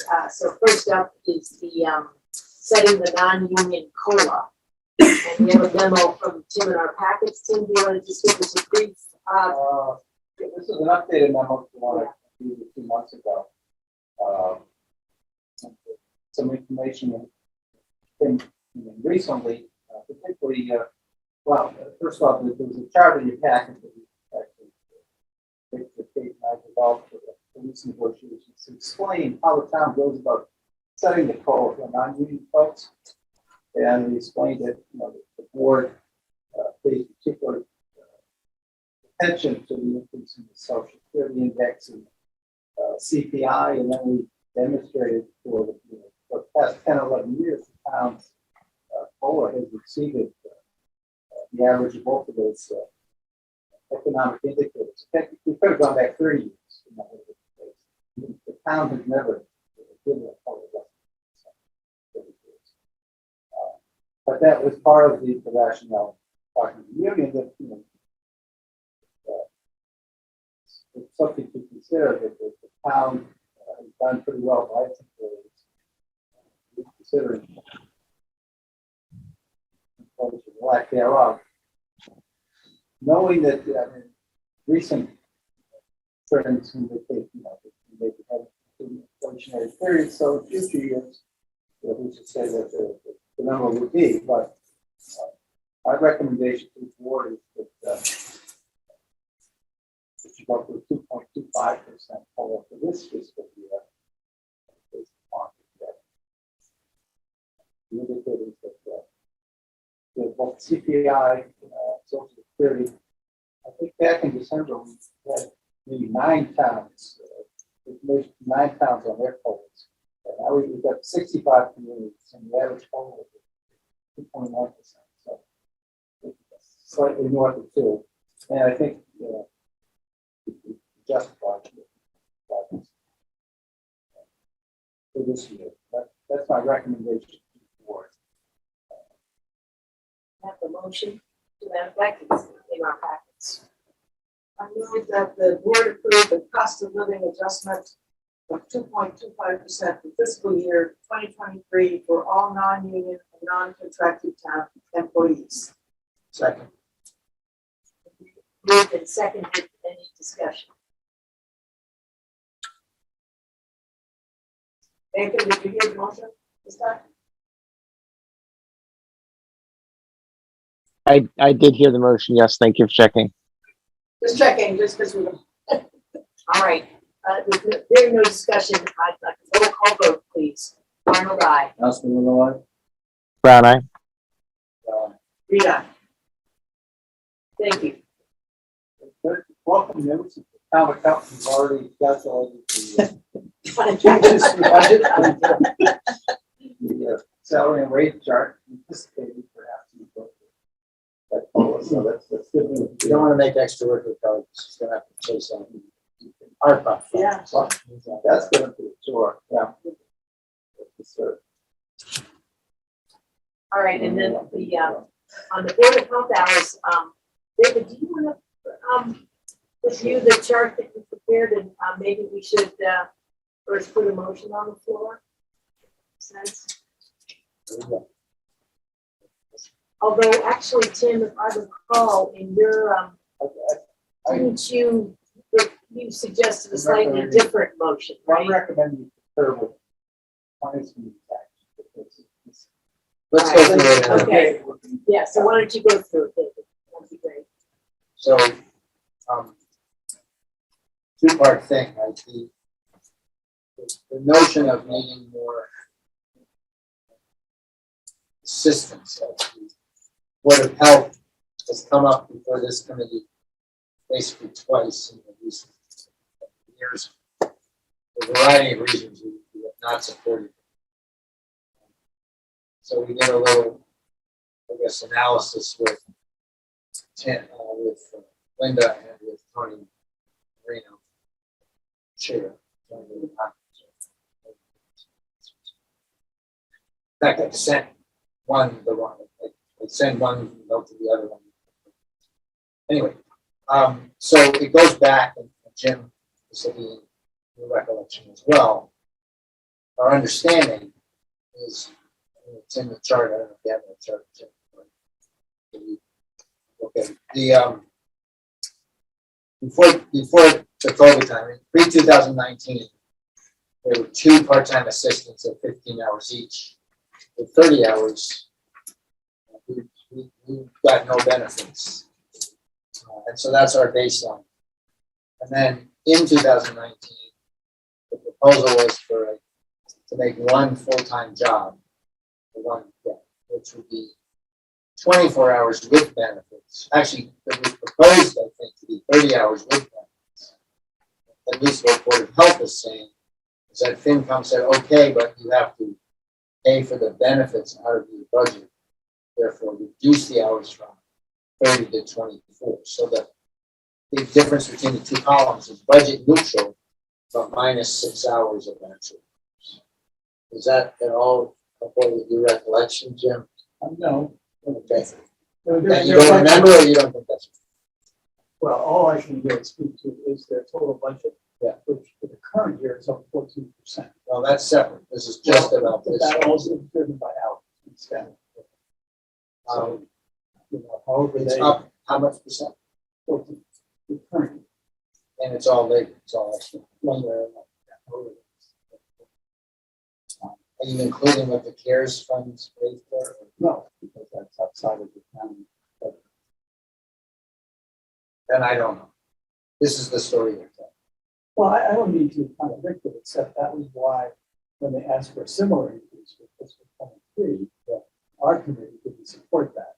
However, more recently, in some other conversations and understanding the select board was concerned about their staffing, we did add a 10,000 back. Right, and that came out of probably this kind of discussion, which was they were down 6 hours and they were being asked to include benefits in their budget, where most departments, are not asked to. We never said that. So I don't We know. never said it to anybody. Okay, so then I don't know what else is. I mean, we know it's a real factor, but we don't. Of course, right, okay. So the story this I chart think tells that, us. since I was at all those, FinCom meetings at the time, the thing, they were asked to have a budget neutral, okay? Which meant that they had to cut the hours in order to keep the budget the same. But that did not the same as saying we were asked to pay for the wrong. Well, no, it is, because I guess. No, because they changed the position. So this is the whole thing that, they changed the position, right? So they made it basically just higher than an administrative assistant position, right? And then, so then they went back to personnel board, I believe, and they increased the salary. Okay? And the idea was that the person was supposed to be able to do a lot more than just a general. And we said, fine, because they did this whole presentation, they said, fine, as long as it's budget neutral. And the way for them to make it budget neutral was to drop the number of hours. But again, when, the whole idea was that if they're getting more qualified person, they're going to be able to do that. And then also too, kind of the sell that they were saying is that it's very disjointed, right? That one person doesn't know what the other person's doing, right? So it all made sense, right? And I, the goal here, I don't think has ever been to not give them the support that they need. I still don't know what they need. And I think that's the confusing piece, is that and yes, it continuously changes, and obviously COVID has been, a tough kind of shift in everything. But it's like the 2 positions went to 1, then the 1 needed more hours, now the 1 needs more hours. It's like, I want to support this as much as, I think everybody should be fully funded, right? Everybody should be fully supported, right? But again, it's what exactly, if there's just a cost, right, to 10, right? Are they going to come back next year and say, well, that wasn't enough for you, right? We've been facing this for at least the past 3 or 4 years, right? I just want to solve it, right? I mean, it seems like it's just this continuous thing, right? Let's make 3 technical points. Yeah. One is that no town department carries their fringe benefits in their line item budget. Now, nor are they ever asked to, even though maybe they should be, but that's not the way it works.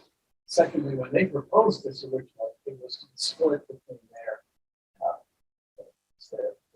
intense account of 53 account and the town budget, which is has been happening in the past.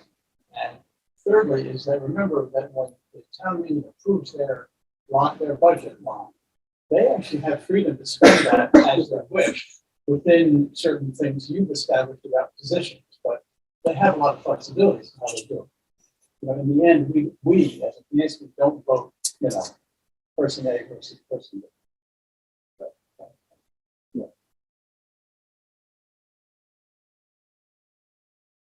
Well, Yeah, there, on, just on the, I guess on the one, I can't obviously then, you know, since years that what I wrote, other people don't remember the same way that I didn't do it by memory because I wasn't involved. Sort of note taking, but their current ask, if you will, does have to do with increased public health.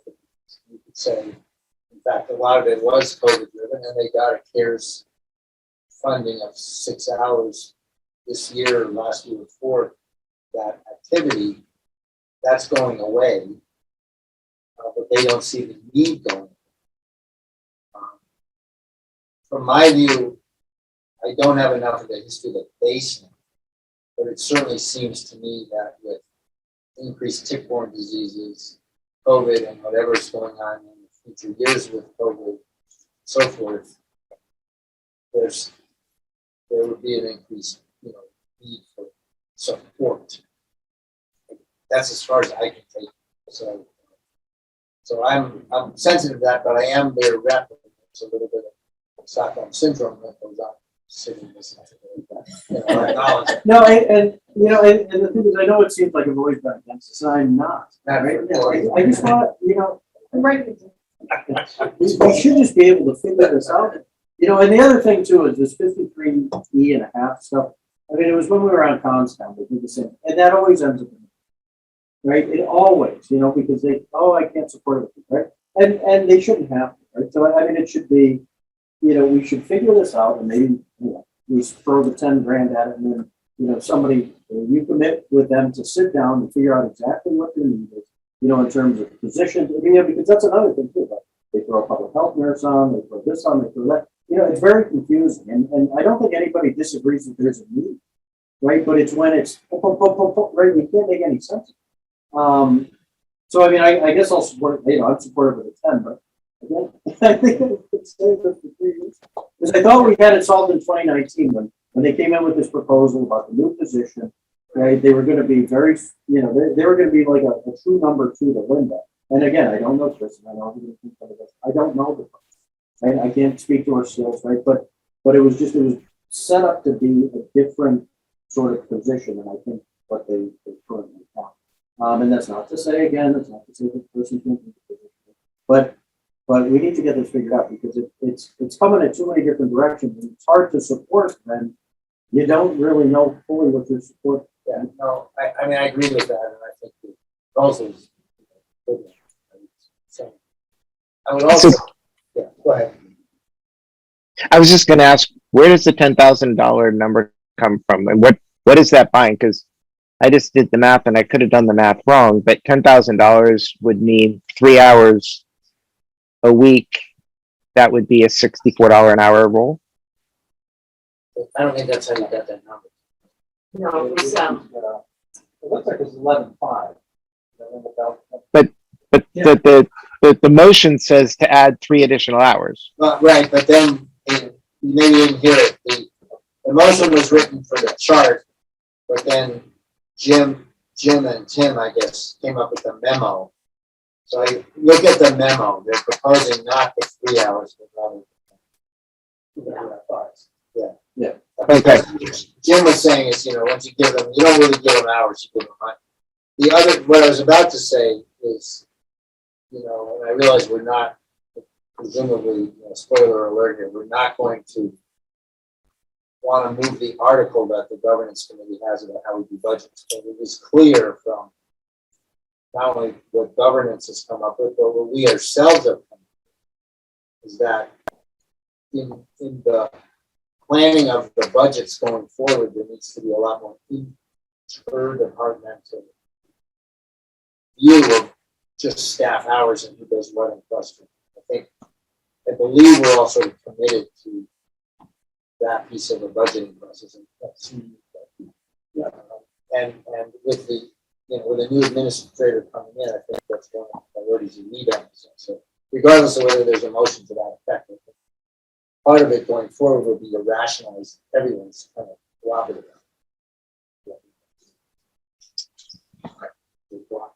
Oh, I'm sorry.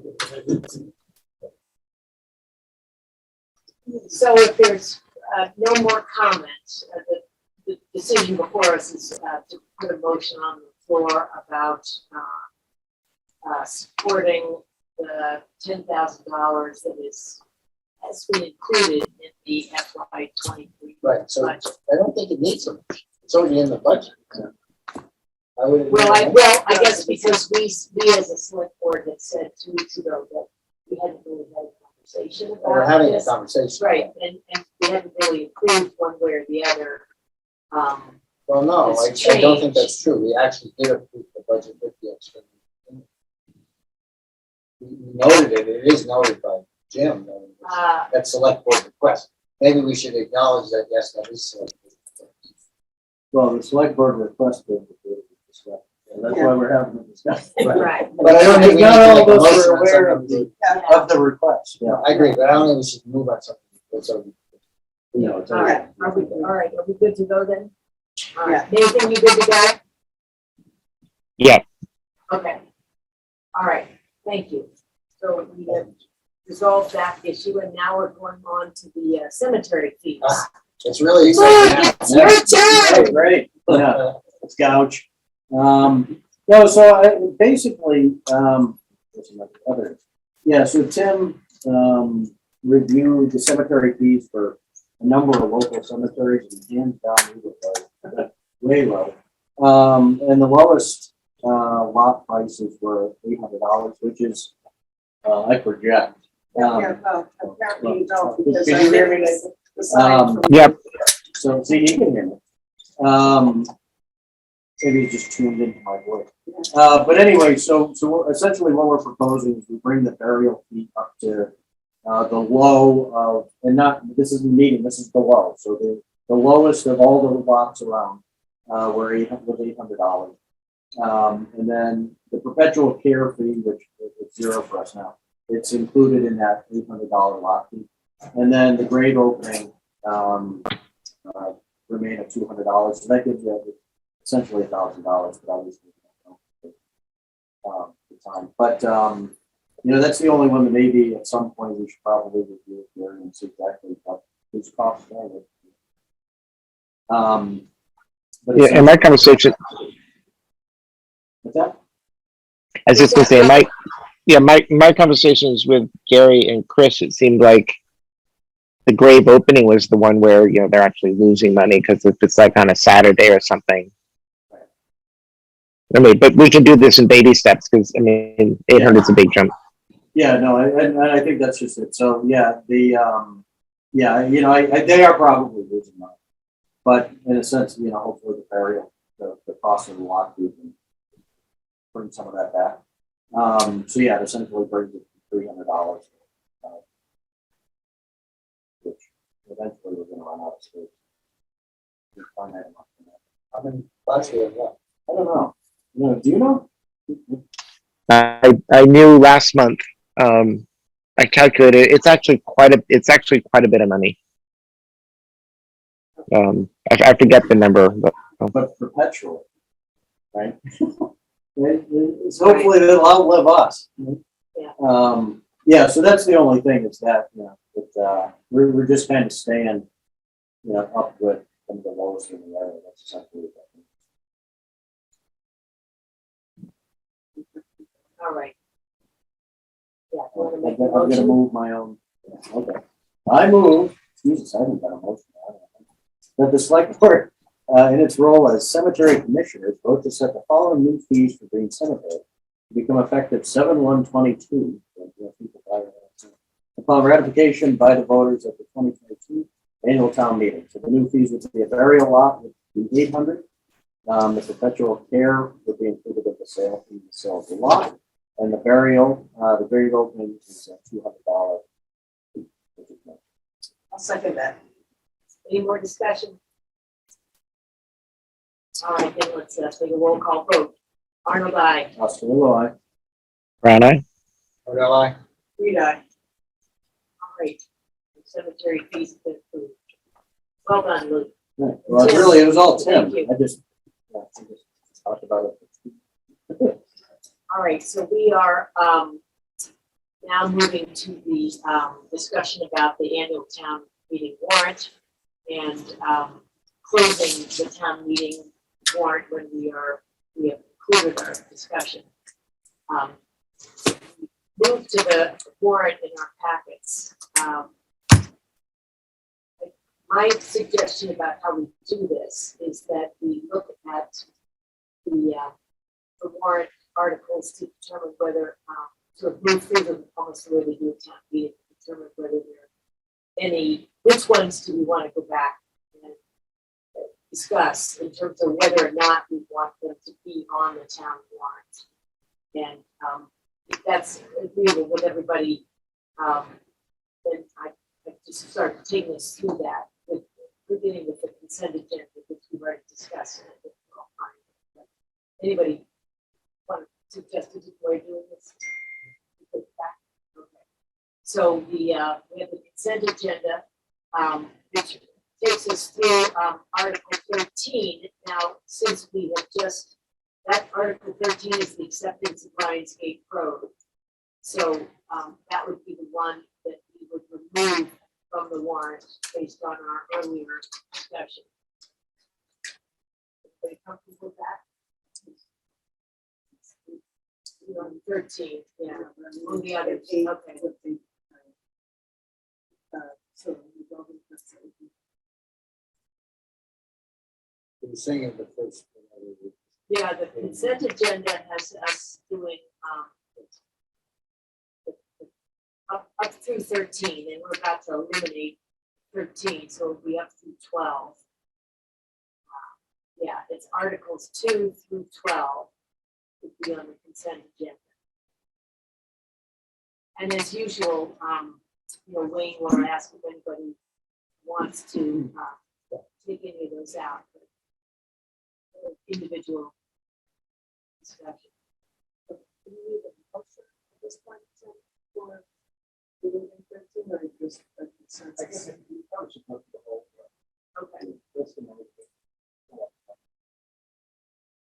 Okay, so we're going to remove number 13 and then let's move on the budget transfers. Do these have to be itemized or could that be part of this consent agenda? I believe Tim's on the phone. Yeah, Tim, you're on the phone. The budget transfers, the transfer from and the transfer to.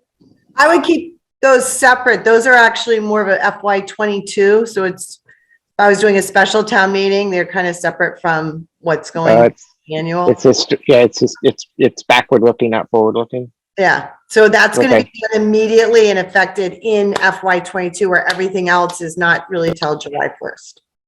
Okay.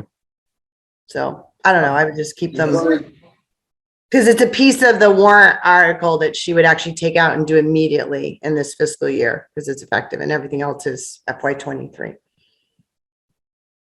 That makes sense. Yep, thank you. Any reason not to put that in the consent agenda? Yeah, Kim, is there any reason, did you hear that? Any reason not to put that in the consent agenda? I would keep it separate, I think that was, because most everything in your consent agenda is for FY23.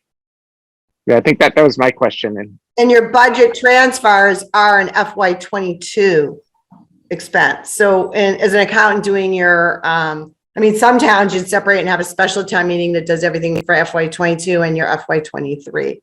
And if she's working on the, to do a piece of the warrant, it's just easier to keep your fiscal years separate. And in the booking process, it'll be booked as of FY '22, not FY '23. So I would keep it separate because all your other ones are FY '23 in the consent agenda. Does that make sense? I think it makes perfect sense. Before we leave consent, do we want to take a select board position? I think it's clear.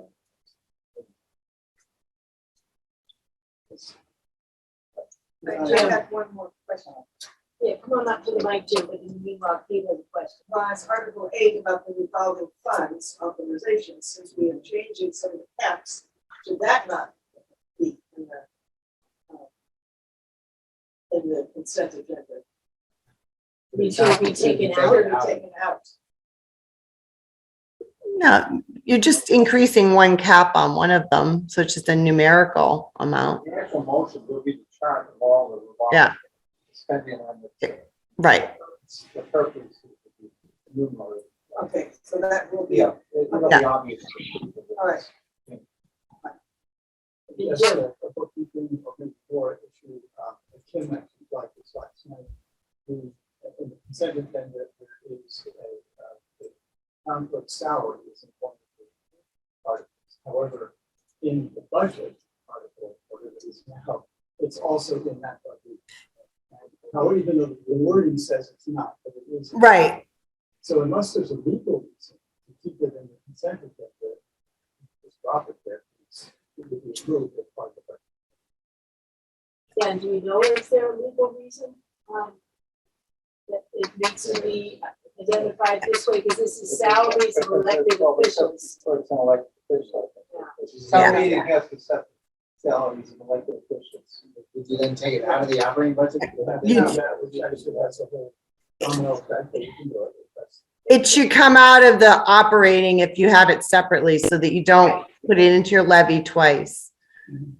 Or you put, or you put it in your, you can keep it in your operating budget, but I would just bracket it and put elected and have your town clerk, her elected piece, and then her budget underneath if you were to do it that, because it is an elected position.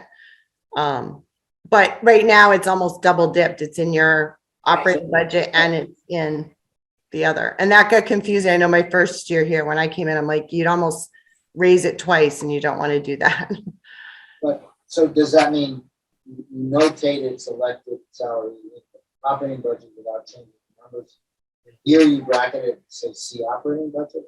You either take her salary out of the operating budget and reduce that number by her, whatever, 75,000, Wayne can correct me, and keep it over in your consent agenda, or you take it out of the consent agenda, leave it in your operating. But what I would do is have that number isolated, town clerk elected like salary, and then have her town clerk budget underneath of that so that it is identified as a separate elected position. Maybe this is something we should leave up to our finance director and the chair of the FinCom to work out how it should show up in the warrant. If that's We're gonna be closing the warrant, so we can't do that, Yeah. right? I would say we leave Article 3 in and we take it out of the operating budget. No, but the issue I have is the apples to apples. Your year-over-year increase. In prior years, it's always shown up in the operating. No, it's been here. It's been an article. I think it's shown up in your operating, but obviously at some point it didn't. If you had it bracketed, it does not include the town clerk salary. What did we do last year? Was it? in Last year you had it both places. it's here in the consent And it agenda. was not part of, so it's not part of it. So if you take it out, it becomes apples to We apples? would take it out of current year and next year. We can do that. Wayne wants to weigh in. When you look at the total budget, which we always look at, if that doesn't change, it's just what you look at in that article.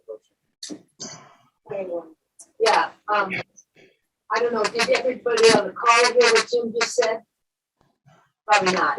No, I couldn't hear Jim. We can take it out of both current year and next year.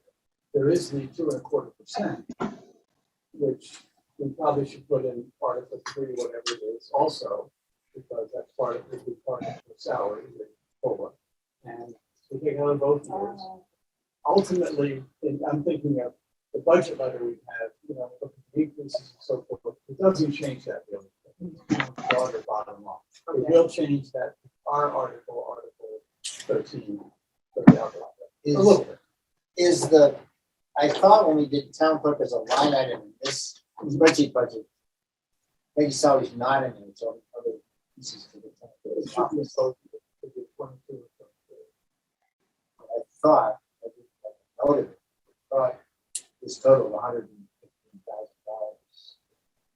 $115,000. Not, There was an issue with last year, the correct salary wasn't put in, so we had to make that change. So, yeah, it does look that way. So, and then what happens with the other salaries though? Those are not in the operating budget?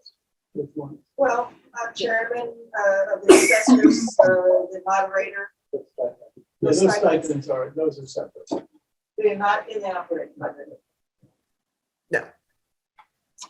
Wayne, what did you want to say on this? I just wanted to say, I respect the logic that Kim articulated for not having it in the consent agenda as something potentially for you to consider. From my perspective, it's an irrelevant consideration, whether it's FY22 or 23. Basically, the question is, is what's being proposed something that is fairly routine, not likely to get a lot of controversy? And I'm not able to hear everything that Jim is saying, but this sounds like fairly esoteric accounting stuff, and the money is the money that's being spent. So I have a hard time imagining that people are going to want to discuss it separately, but if they really want to, they can always pull it out of the consent agenda. So the real question is, how do you want to deal with it in terms of where the money is coming from? But I would keep it in the consent agenda either way. Then you should take it out of your operating, so it's not double dipped, because when you do with the state, it gets confusing when you have an article with a money thing of like the town clerk salary here, and then you also have it over in another place. That's all I'm I think saying. I also heard Wayne say something about Article 14. And what I heard him say was, he doesn't care whether it's FY22 or FY23. He doesn't, but it makes a big deal when you're booking the warrant on an accounting side. Yeah. Well, but that's just covered in how you treat it. It doesn't matter whether it was adopted through consent or through separate. Oh, right. No, it doesn't. I'm just saying. A separate article, yeah. Right. I agree with you. However, you need to have it reflected in the articles, that and not double dipping. Yes, that's important. But beyond that, it doesn't matter.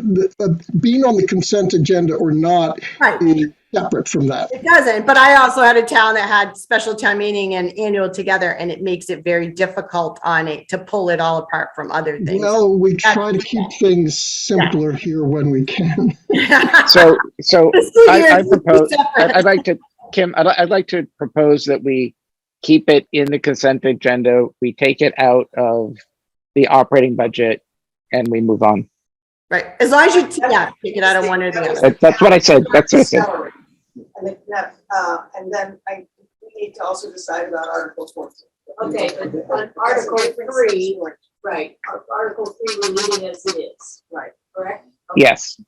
All right. So back where we were though. Back Do we want to put, no, Oh, you before were we go to raising. put- We want to, hard book our positions on Support the for 12 the articles. consent agenda. Yeah, I would say yes. We'll also change that salary in Article 3 to include the 2 and 4. Well, that's something that you do as cleanup. But I mean, I think if we agree here that we approve all those 12 articles, Yeah. then you So- can put them in the book. And do we need to take a vote on that? Yeah, yes, we do, right? Formal vote, yeah. So, could someone make a motion to that effect, please? Well, I still don't know what's in it yet. Are we putting 14 in or not? No, No, it's through no. Article 12, we're dropping Article I move that we put the select board's position each of Articles 1 through 12, Article 3 being amended as we discussed.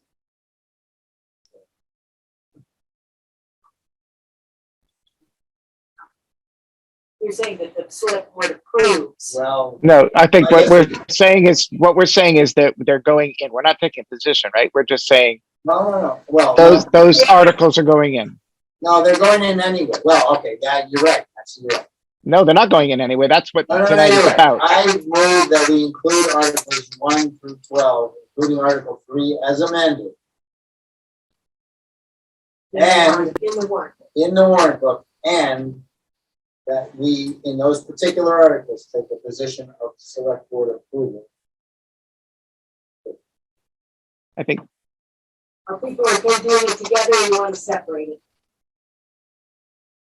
I thought tonight was to close the warrant.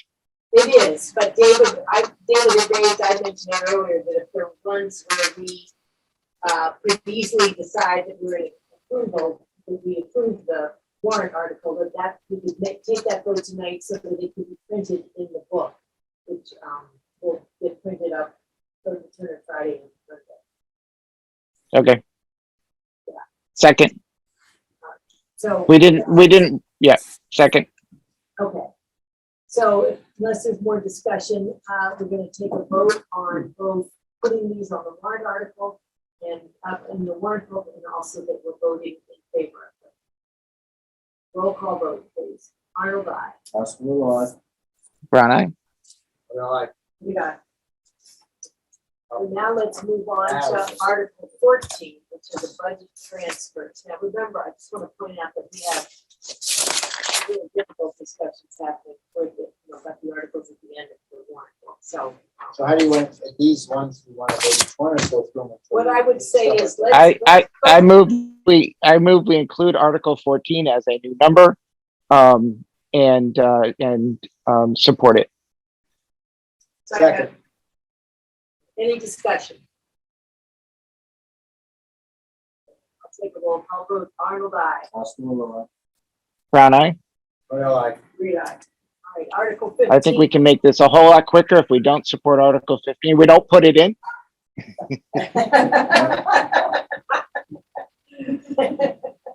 So that would be the only town employee who gets paid. Yeah, that's right. really, We'll have a really lot of- any funding. Oh, no, that'll be $50 for them. That's right, true. Okay. Yeah, Wayne's gonna have to cough up his 50.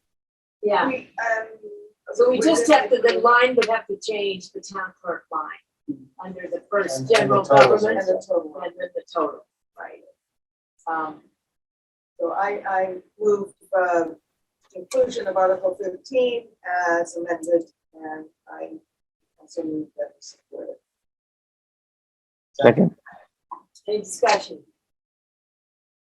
All right, let's take a roll call vote. Arnold, aye. Oscar Lilloye. Brown eye. Well, I, Reed, aye. Excellent. Then Article 16 is capital equipment for long-term capital requirements. Move that we put it in and move to support it. Second. Any discussion? Let's take a roll call vote. Arnold, aye. Oscar Lilloye. Brown eye. well, Reed, aye. Article 17 is municipal facilities. Now, Tim, I understand that these numbers will change, right? Having dropped out the Lionsgate, is that right? Yes. So the But numbers our will vote change. will apply, Yeah. right? Our vote will apply. Yes. Yeah, okay, good. So I move that we include Article 17 and that we move approval. Any discussion? Yeah, we're rattling along here, but Jim, I assume on the ones that say FinCom, we've already also approved those. Roll call, please. Arnold, aye. Oscar Lilloye. Brown eye. Well, Reed, aye. Article 18 So, is, Can I just ask a quick question? We're voting approval now because this is going to print at the end of this week? correct. Okay, and so is FinCom going to be voting approval before the end of this week? We already did. They They already voted, did. they voted Monday. Okay. yesterday. Okay, great. All right. So, You'll tell us then, Jim, anything I can't really hear well, so this may have already been Right. sent. But Jim, jump up and down and wave your hands if there's anything you guys didn't vote in favor of. We're watching it. Okay, I Article just 18. want, I want us to be in unison if we can be. Yeah, Oh, yeah. absolutely. Oh, yeah. He- I'm sure he would, Yeah.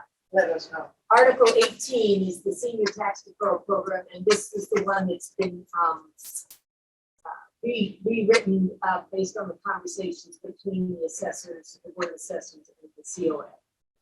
Did the FinCom take a position on that, Jim? FinCom didn't take a position, so maybe we should. Question, Jim. Why not?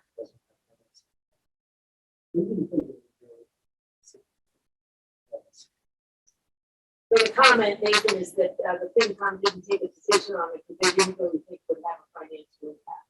Do you think we should try to publish a position on this one, or wait? We've already deliberated as a board. I'm comfortable supporting it. So then I'm gonna move that we include Article 18 and that we support it. Any discussion? Roll call vote, please. Arnold, aye. Oscar, Brown eye. Reed, aye. Then we get to the Article 19, amending the Green Cemetery fees, which we just discussed. Yeah, I don't know about that one. Yeah, I don't know. Okay, so I'm going to move that we include that one and that we also support it. Second. Any discussion? All right, roll call vote, please. Arnold, aye. Oscar, Brown eye. We all are. Reed, aye. Talk about inflation. Article 20, the CCHS access road paving and lighting at the high school. I'm going to move that we include it. My understanding from last week, Tim, is that by approving it, we don't have a time limit. Concord has some procedural issues that's gonna end up delaying their vote, but it doesn't affect the ballot vote. We have to ballot vote this again. It's supposed to be on this. Exclusive. I move to place the article. What? We can, I'm not approved, well, we can support it.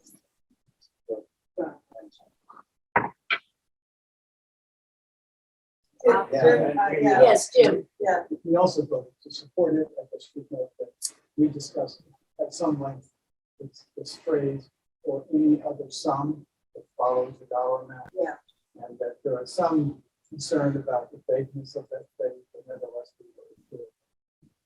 That always statutorily, though, we can't see the exclusion. You can think, but it's just the Do strange they phrase. normally put that in? It's been in other articles. And I just was received about it, up with Garrett statement. It's their language, it's exactly the same. So yeah, I think we can be okay. It's just in future articles, nothing that's. I should know Jared won't be around. yeah. All right, so you put the motion on the floor. We need a second. I'll second it then. Any discussion? All right, roll call vote, please. Arnold, aye. Oscar, Brown eye. Whatever. Reed, aye. Article 21, about changing the name of the Council on Aging to the Council on Aging and Human Services. I move that we approve this article and that we support it. Second. Any discussion? Yes. So this is one of those things where I think, I'm in favor of it, but I worry about the kind of unintended consequences of doing something you think, oh, that makes sense. What I worry about are two things. It's kind of like, what kind of comes under this umbrella? Does, if I think about human services, is that also like Veterans Affairs? Like, should that be in here? And I also worry that it's an expansion of scope. And so it's going to expand the desire to bring in even more services and more staff. And so I think it's a great idea. I just worry that it's there's going to be unintended consequences that we're going to be dealing with in the future. And I just wanted to raise that. That's a valid point. In there, I must note, however, in their summary, they say that it's not, they don't mean it to alter their ongoing commitment, but it's intended to communicate that our services and support are available to all residents in the Right. I totally get that. What happens 3 years from now, right? Yeah. Right. I just, I think it's a great idea, but I just worry that there's going to be unintended consequences. You don't have to vote for support. Well, why don't we amend the motion to just accept the article? To place Place the article on the warrant, right? Are you happy with the amendment? Sure. As amended. So the motion is to include this article on in the warrant. And it's been seconded. Any more discussion? Roll call vote then. Arnold, aye. Hospital, Brown eye? Read aye. Article 22, which is about the military taking town employees called to active duty. Move that we accept the article, that we place the article on the warrant. And not take a visit. Well, we can. Didn't we already deliberate this as well? I think we did when we So I think talked about if the we policy. deliberated, but I think make sure it's that people feel comfortable with it before barging in. I think anything we've deliberated on. we probably- Okay, so I amend that to place the article and support it. Second. Any discussion? Roll call vote then. Arnold, aye. hospital, Brown eye? Read aye. And I move that we place Article 23 and include it. This is about providing Support up to it, 50% of health insurance premium for spouses of former employees. I would like to ask Jim to describe the FinCom's conversation about this.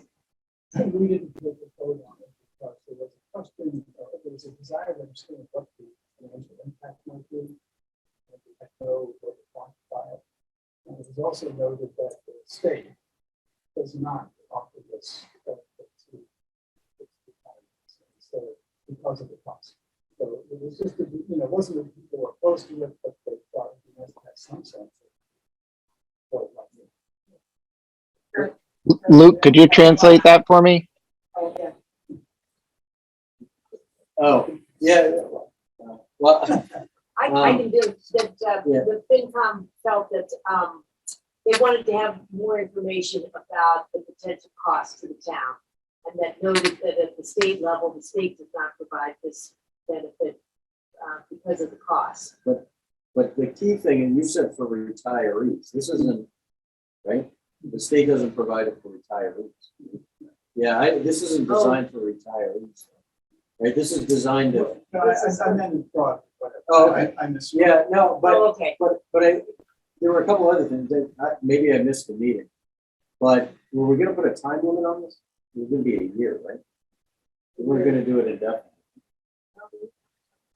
Yeah. No, in fact, we never talked about a time limit, and at a certain point, somebody said, and what about the The kids? yeah, that was. And we cannot do the kids by state statute, that's not Okay, possible. so that's not allowable, but then, Right. yeah, because like this gets to Jim's point, right, where, if we put a time limit on them, we quantify the cost, right?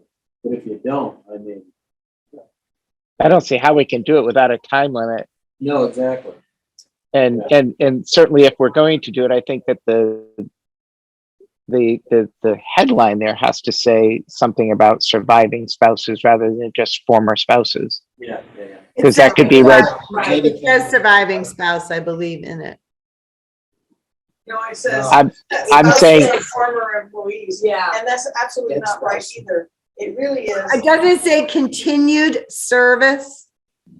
I know it's not worded wonderfully, but it's continued service of a former employees, which means continued service, they'd have to have already been on the plan, not to come on We have after. to No, I know, redraft. but We have just to the redraft. article, the bolded part of the article at the beginning says. Yeah, provided 50% that language needs to change. It's not written really well, but Yeah. intent was And it the doesn't say service all to the time. continue with the surviving spouse at a Right. rate of 50%, not 100. But yeah, the former is kind of a weird. It's for I would- surviving spouses of former Right. employees. Right. No, No, current. yeah, they have to have been an employee at the time of their death. or- Continued service, so they have to be on the plan. A spouse dies and they can, if they continue it, what is the percentage that they pay? Yeah, that's And, right. and for how long? So, Yes. Well, yeah, there's no time on it, till death. How long? I'm not sure that this is ready for us to have it as an article. Maybe it's a fall article. I agree. Okay. It's too bad that we didn't look at this more carefully earlier because there is a surviving spouse Right. who's very badly impacted by this. Right. Started this months ago to put it on, so. There was no policy, therefore there hasn't really been a need for it, but there was a situation that came up that there was no policy written on it. Does that mean that we as the Board of Selectmen are unable to take action on an individual case without this article passing? Yes, you have to adopt the provisions of the Mass General Law to do it. You can't. Could I make a suggestion? Yes. Yes, Wayne. Look, let's not exalt form over substance here. The warrant is basically, its main purpose is to give an agenda so that people know what's going to be talked about, okay? And you're talking about the acceptance of something that's allowed by statute. So unless what you're proposing is something that is less than what is allowed by the statute, other than the 50%, not the 50% is important, but if the exact language, well, actually, you do have some ambiguity here because it says 50% in the header, but doesn't say 50% in the text. But my point is that you could say you're approving this and just direct Tim as he's drafting the final warrant article to use precisely the language that is used in the statute. And I think that gives basically that gives sufficient notice to the voters that what we're talking about is providing an additional benefit to surviving spouses, and more detail on how that is going to be carried out would be in the actual motion. So you don't have to have it totally wordsmithed to be able to approve it tonight. Statute does say 50%. So I guess, If the timing's important, you may want to do that. If the timing's not important, then yes, delay it until the next one. so I guess then the question that I would have for Tim is, because I have not gone and read this statute, does the statute put a time limit on it? I fully read the statute. I'm sorry, I was asking Tim. Oh, Tim, I don't gave believe so. because it's more personnel.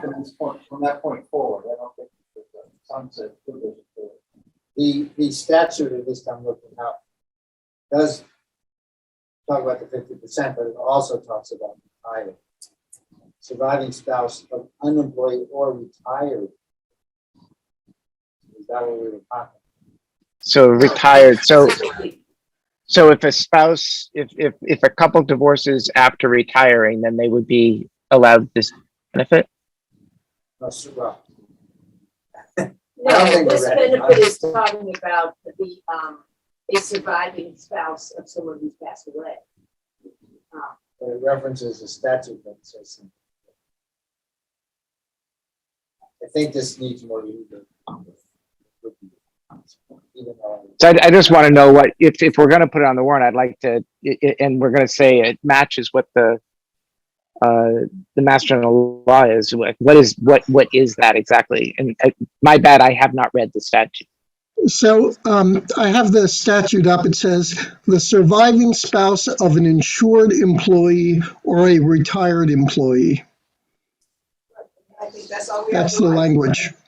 And is there any, Yes. and there's no end time on it? You do mean that? No, we, Yeah. I didn't think we were talking about retired employees. No, I didn't. No. Okay.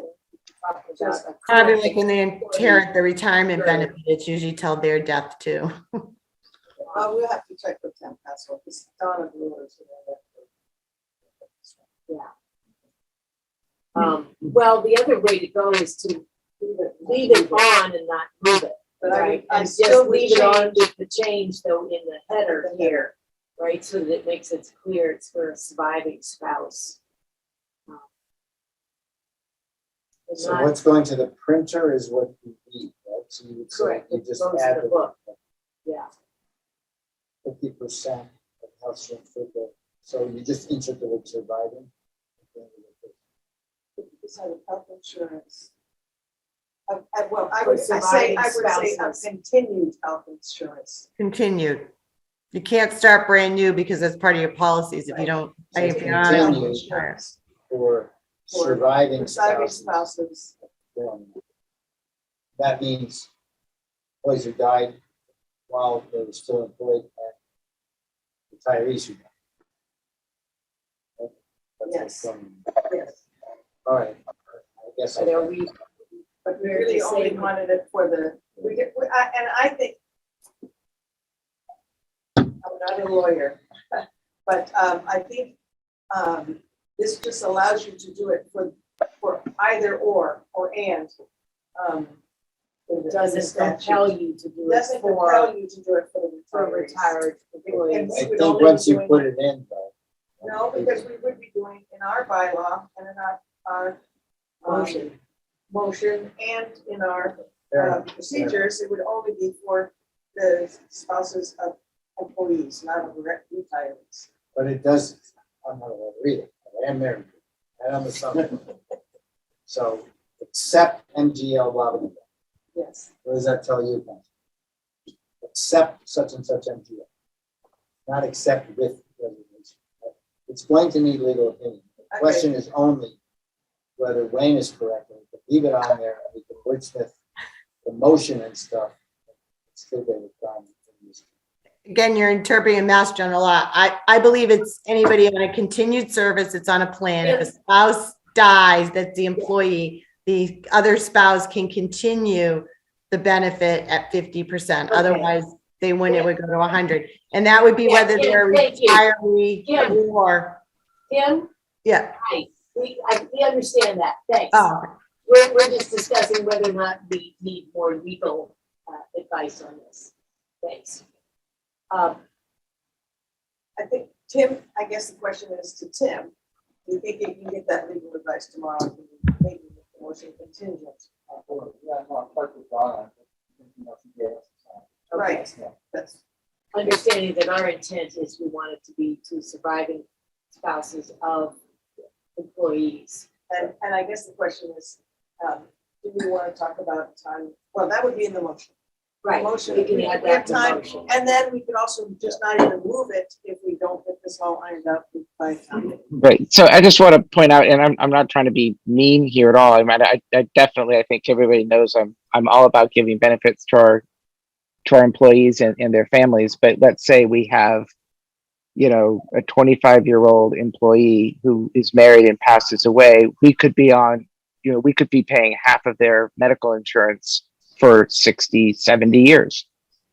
We were just saying, Nathan, that in the motion that we put forward, we could put a time limit on it. But right now, we're talking about just getting the language for the book, for the warrant book, clear enough by Tim talking with Donna Brewer in the next day or two. So we have that for the warrant book.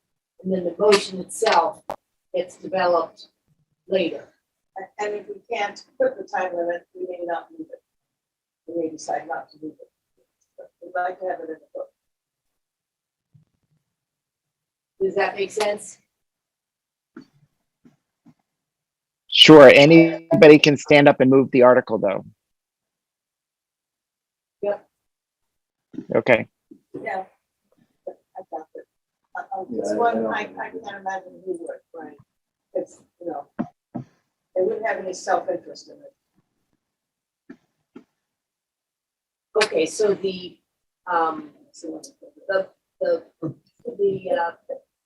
vote is to include this in the warrant book with the language being reviewed by legal counsel this week. We take no position. We take no position. I'm still troubled by that. Yeah, I move that. I move that we put the article with no position. You want to comment? I'm sorry, I did not hear the motion.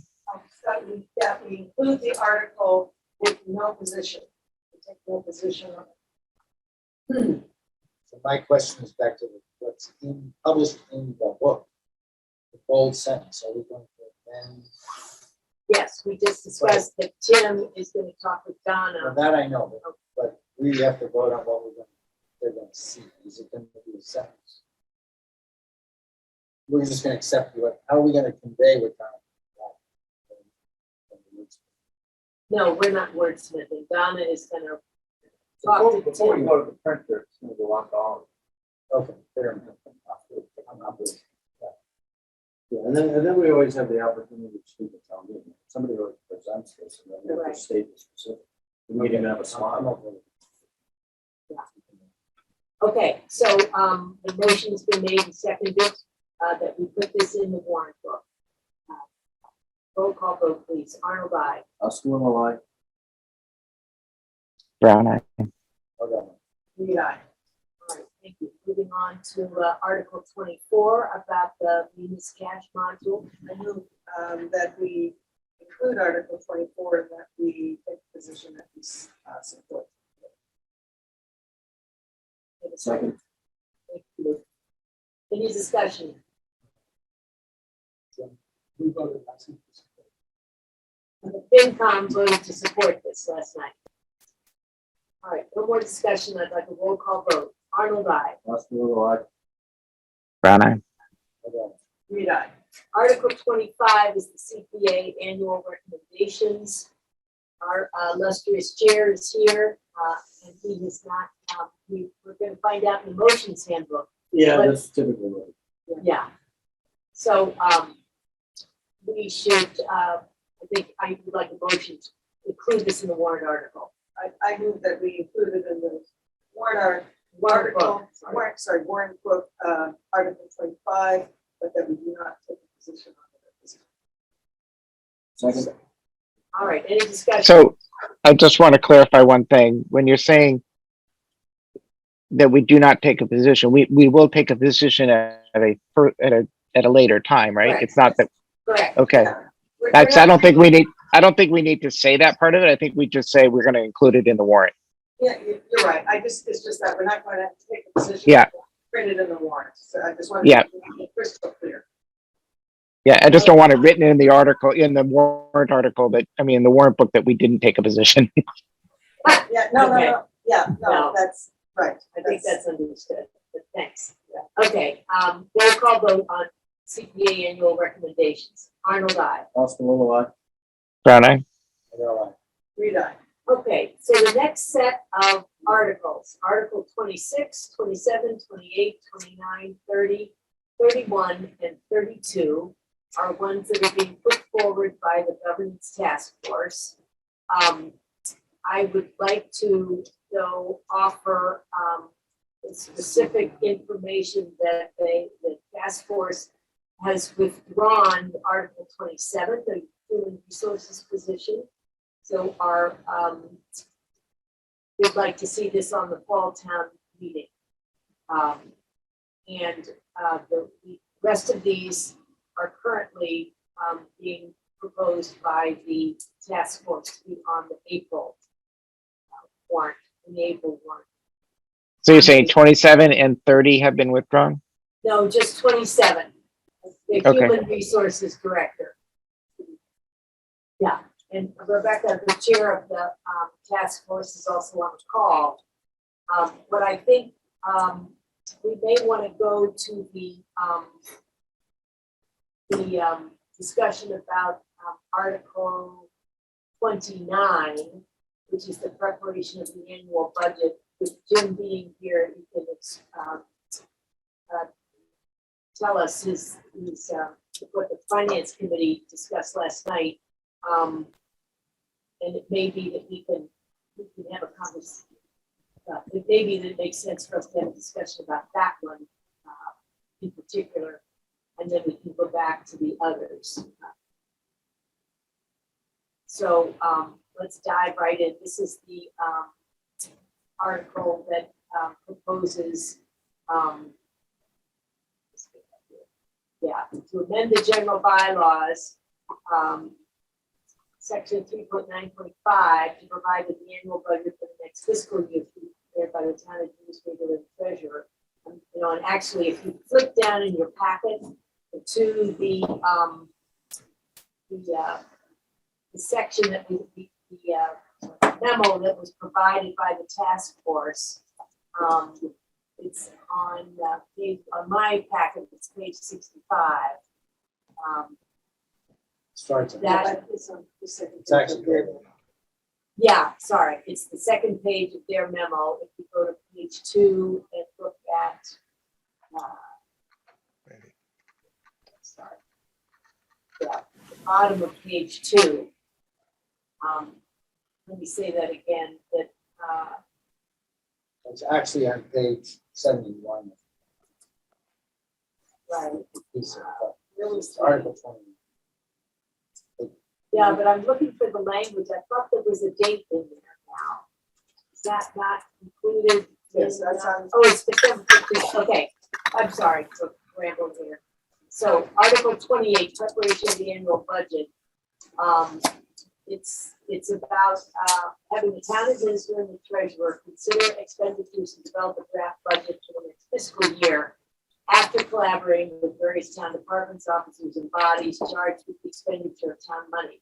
The draft budget for the next fiscal year should be submitted to the finance committee no later than December 15th.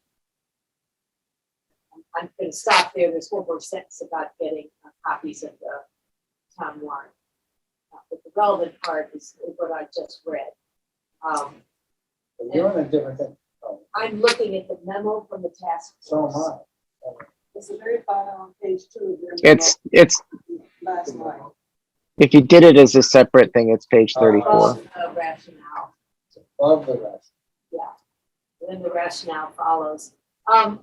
Rebecca, maybe it would be reasonable to have you, would you like to say a few words briefly about this? I know it's hard to summarize the rationale, but would you like to give us a few comments about the intention? Sure. Part of our overall review, we came to the conclusion, we had a lot of feedback around the town administrator and the need for the town administrator to play a strong role. And so this came as part of that package to give the town administrator the authority, the empowerment to do his or her job. And so, this is a change to just the very beginning of the process. We specifically left the remainder of the process in place so that the initial draft is put together by the town administrator and the treasurer, but then it goes to FinCom for the, for FinCom to do its existing process, hold the meetings with the departments, dig in and get through to the detail that they need and to feel comfortable with to submit the budget, to approve it and submit it. We heard that the kind of unintended consequence of the way that the process is working now may be adding to the siloed effect that we hear a lot of concerns about, both from residents and from employees. between the departments. And so this would enable the town administrator to hopefully cut down on that siloed effect, get those departments talking and collaborating as they are trying to figure out how to move the business of the town forward. This is a bit of a standard practice in other towns, but we do recognize that we like the outcome of what FinCom produces. And so we were, attempted to be pretty careful to make sure that we were only affecting that beginning part of the budget process and not impacting the actual authority of FinCom and its ability to hold the hearings and dig in. I think we added, so the statutory requirement is that the budget needs to be submitted to FinCom before 90 days prior to town meeting. We added that December 15th deadline because it gives approximately a month to maybe even a month and a half before town meeting as traditionally held by Carlisle. So that we wanted to make sure we gave sufficient amount of time, because that is one of the concerns that we heard from FinCom, is they didn't want it to just be a kind of rubber stamp, which is not at all what we were trying to achieve.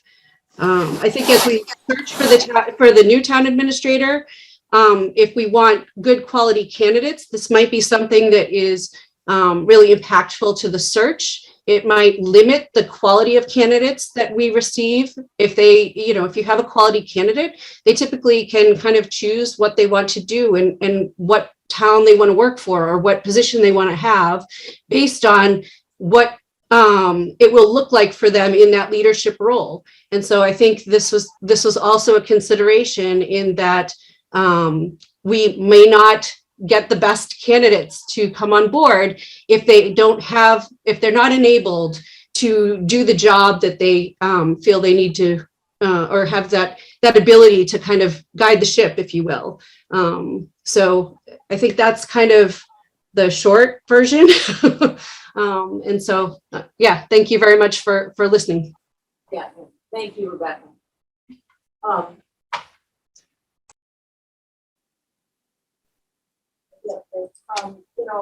We've been struggling with the budgeting calendar for many years. And one of the things that we actually have done at one of our last passes was we said, for instance, that any requests for changes in personnel had to come in by August, because August was the date that we needed in order to do all the budgeting.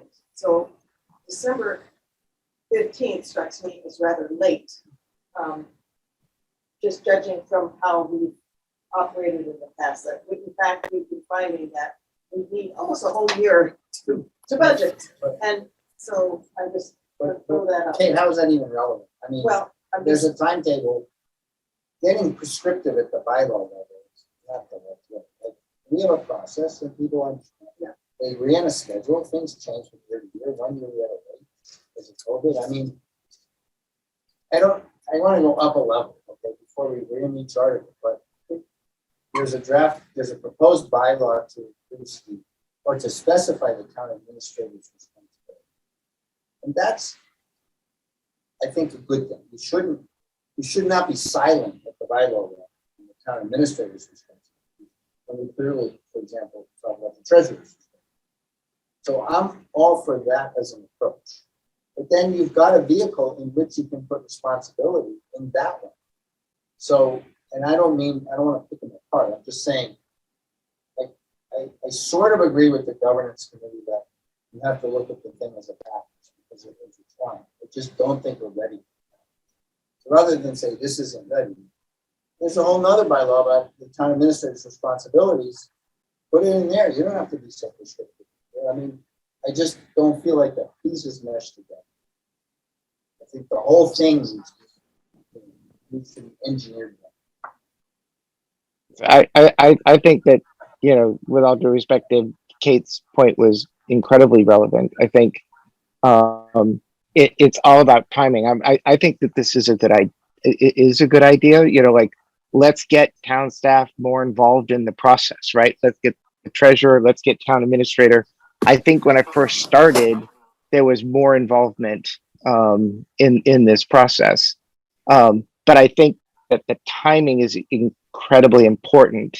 And so, if FinCom is expecting a draft that, I mean, could change entirely, right, based upon what they hear, and I don't see their process changing. They need to get that preliminary draft a lot earlier than December 15th in order for them to be able to do their process unimpacted by this new bylaw. This is RJ Matthew here. On Hold on this, 1 second, RJ, RJ, you have to wait.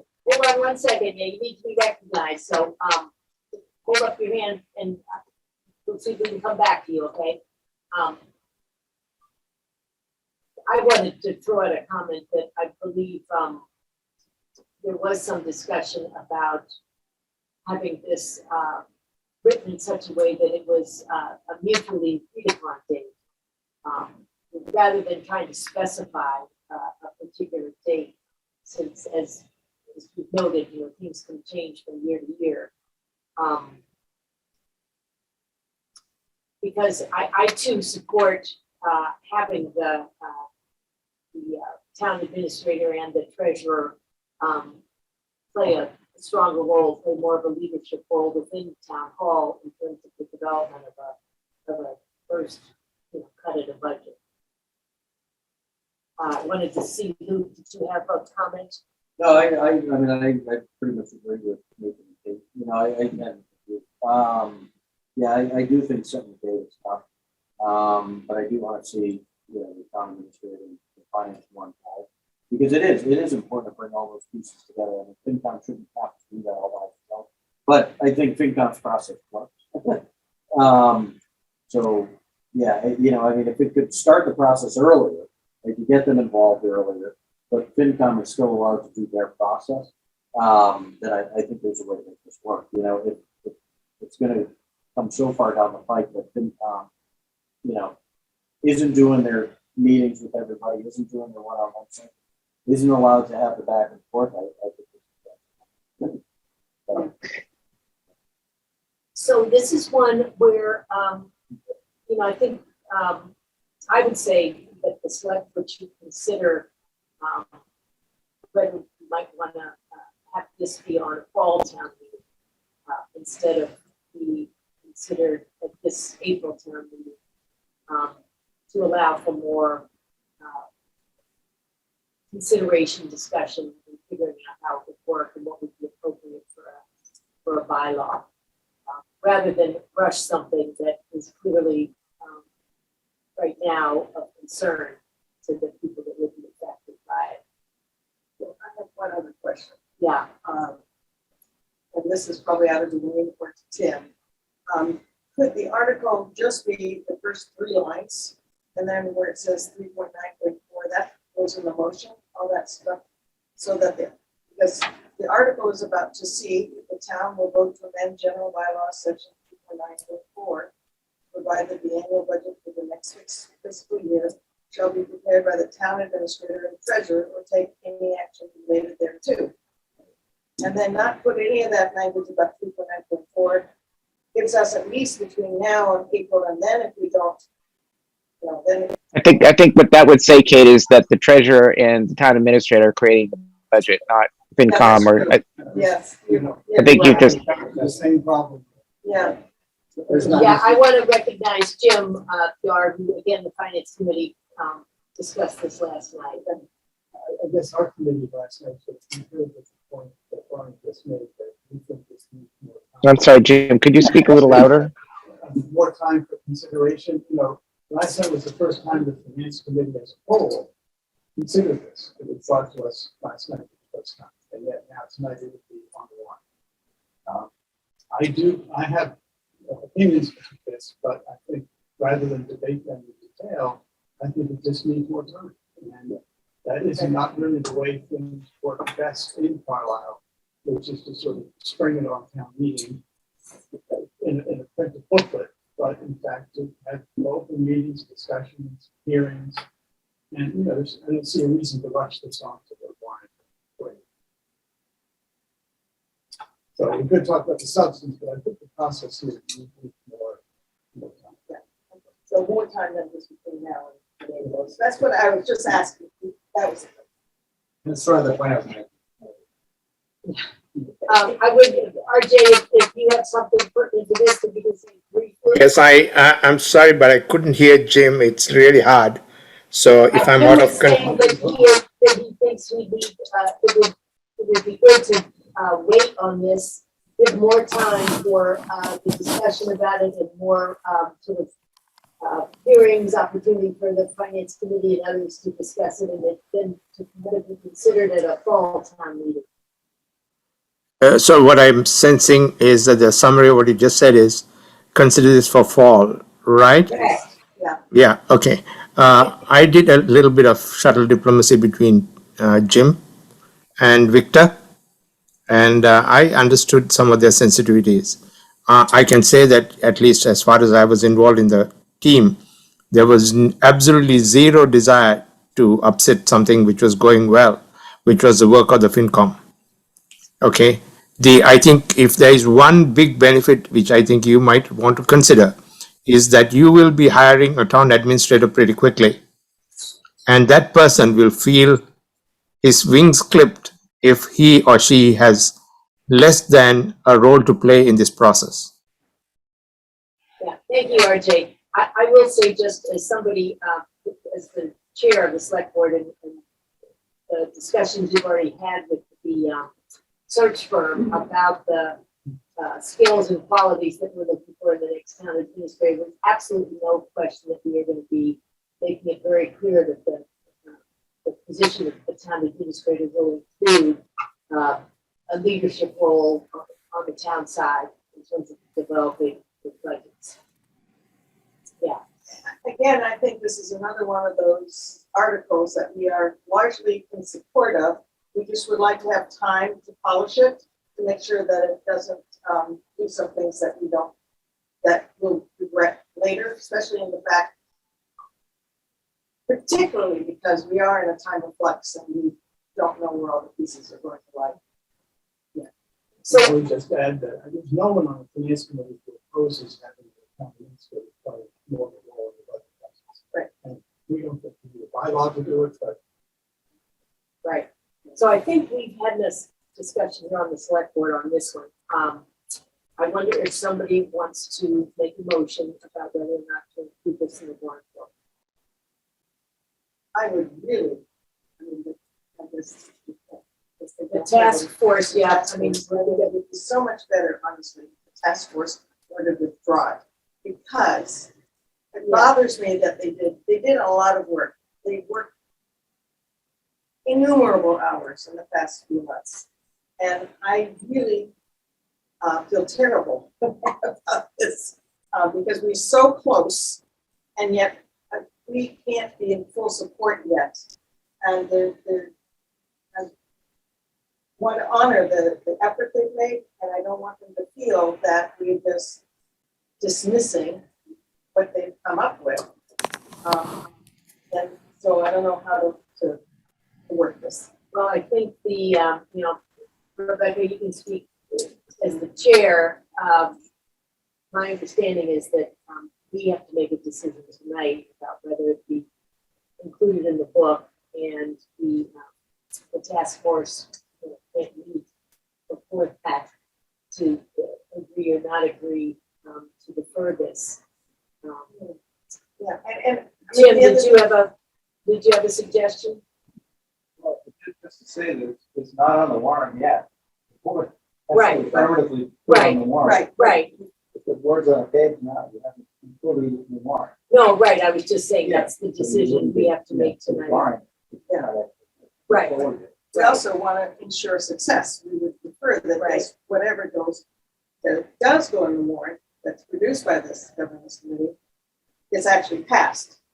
And I don't think it's passed because neither the FinCom nor the select board could, I think, vote in come out in support of this.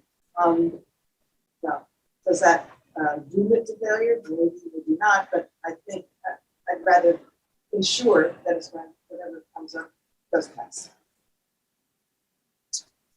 So, So a point of process, Barney, or Tim, we are voting what to put on the warrant, right? So do we have to vote? I mean, these are not on the warrant now. Do we have to vote to not put something on the warrant? No, no, we just would not take a vote, I guess, right, don't vote on this. And that and by not voting on it, it's not included in the warrant book.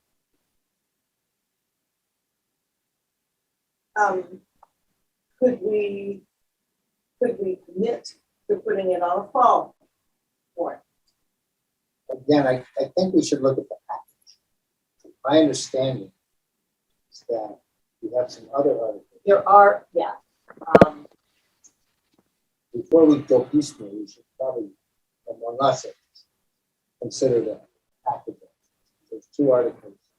Well, if you go back, yeah, if you look, we have, the town administrator bylaw article, the first one, Article 26. Then we have the appointed town clerk, Article 27.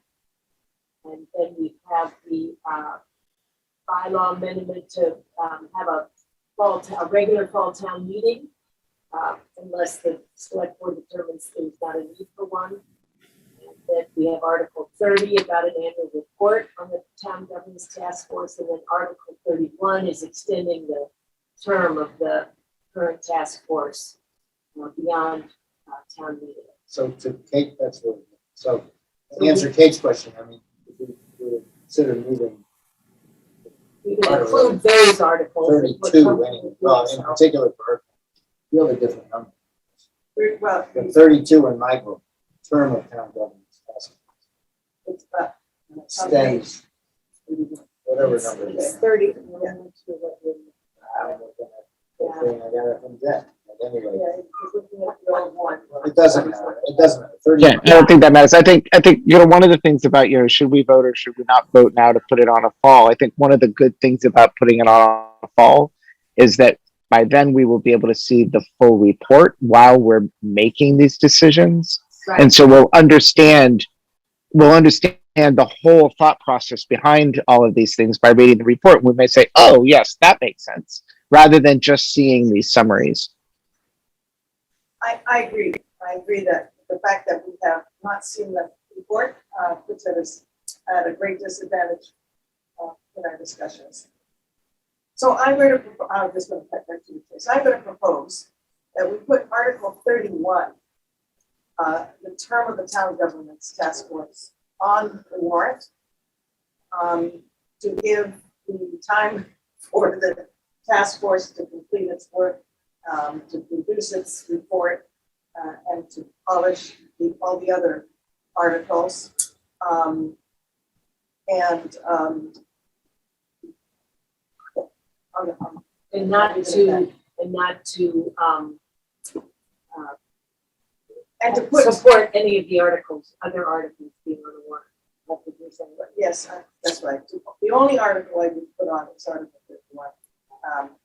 And then, okay, that's one thing. And then I would go on, after, if we decide to do that, I would go on commit to putting all the other articles that need to be put on in the fall warrant. I'm not sure that I would vote in favor of that.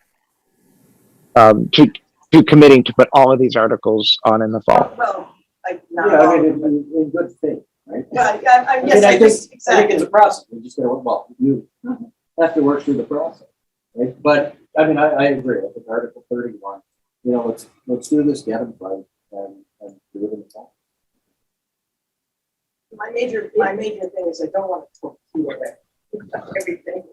No, but I Well, think, yeah. you have the discussion, right? And it'll be an ongoing discussion. I think everybody, FinCom's committed, everybody's committed. Yeah.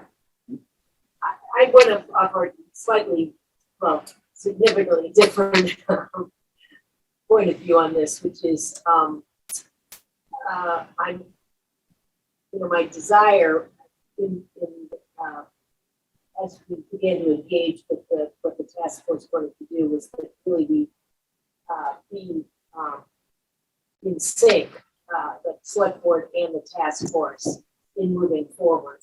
And I think unfortunately we've gotten, because of all kinds of reasons, but we're not there in time for this April town meeting on these two articles. The budget article and then the personnel one, which is already, the task force has agreed to defer. I do feel that we could move, we could put some of the other articles on the April town meeting. And I want to send a message that we support the extraordinary work that the task force has done, and that some of their recommendations are sensible, and we could support putting them on the April town meeting. The bylaw about a fall town meeting is a perfectly reasonable suggestion, I think. The annual report is a reasonable thing, and the extension of their term, the term of the task force. Alternatively, we do what you're describing, Kate, and we don't move any of the other, we don't approve any of the other articles going on the town warrant for April. I am concerned that for the task force members, that will not be acceptable, and that therefore will have a significant amount of motions made on the floor at town meeting. Can't you come forward with a motion? If it's not on the warrant, so people can get up and speak to something, but only if it's relevant to the warrant. You can throw it that way. Yes, if there's no warrant article on the April town meeting about the bylaw amendment for fall town meeting, it can't be raised.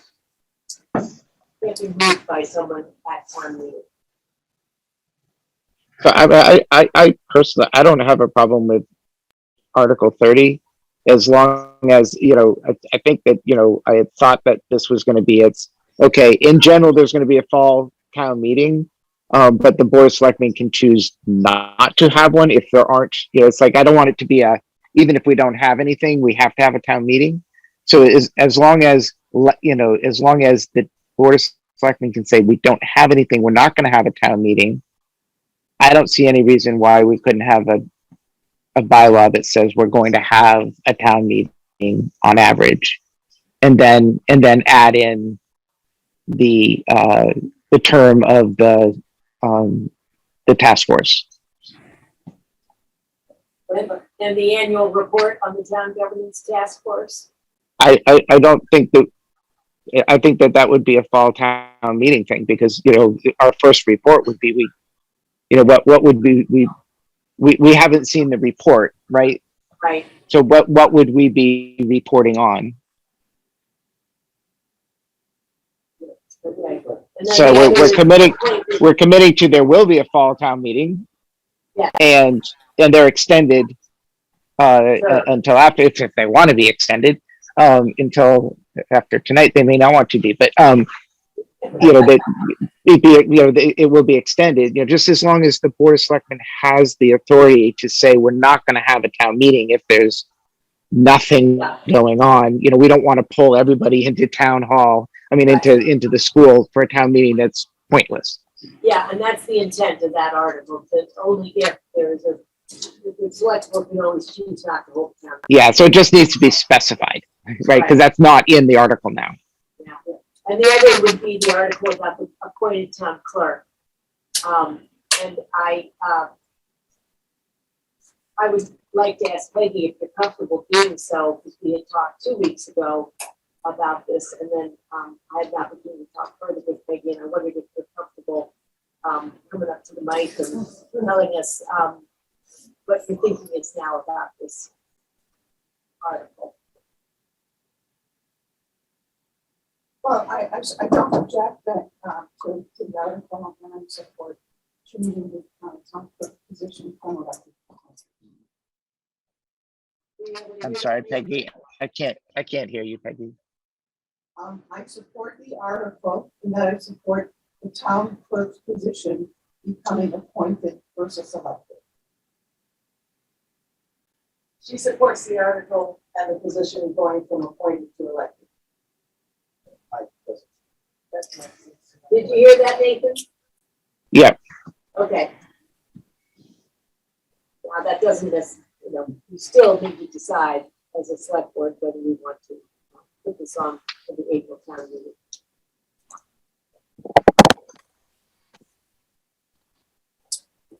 I'll just say I'm a little scarred from this because I think I've been part of putting it on twice. In the last, like, what, 3 years, 4 years? Oops. Translated.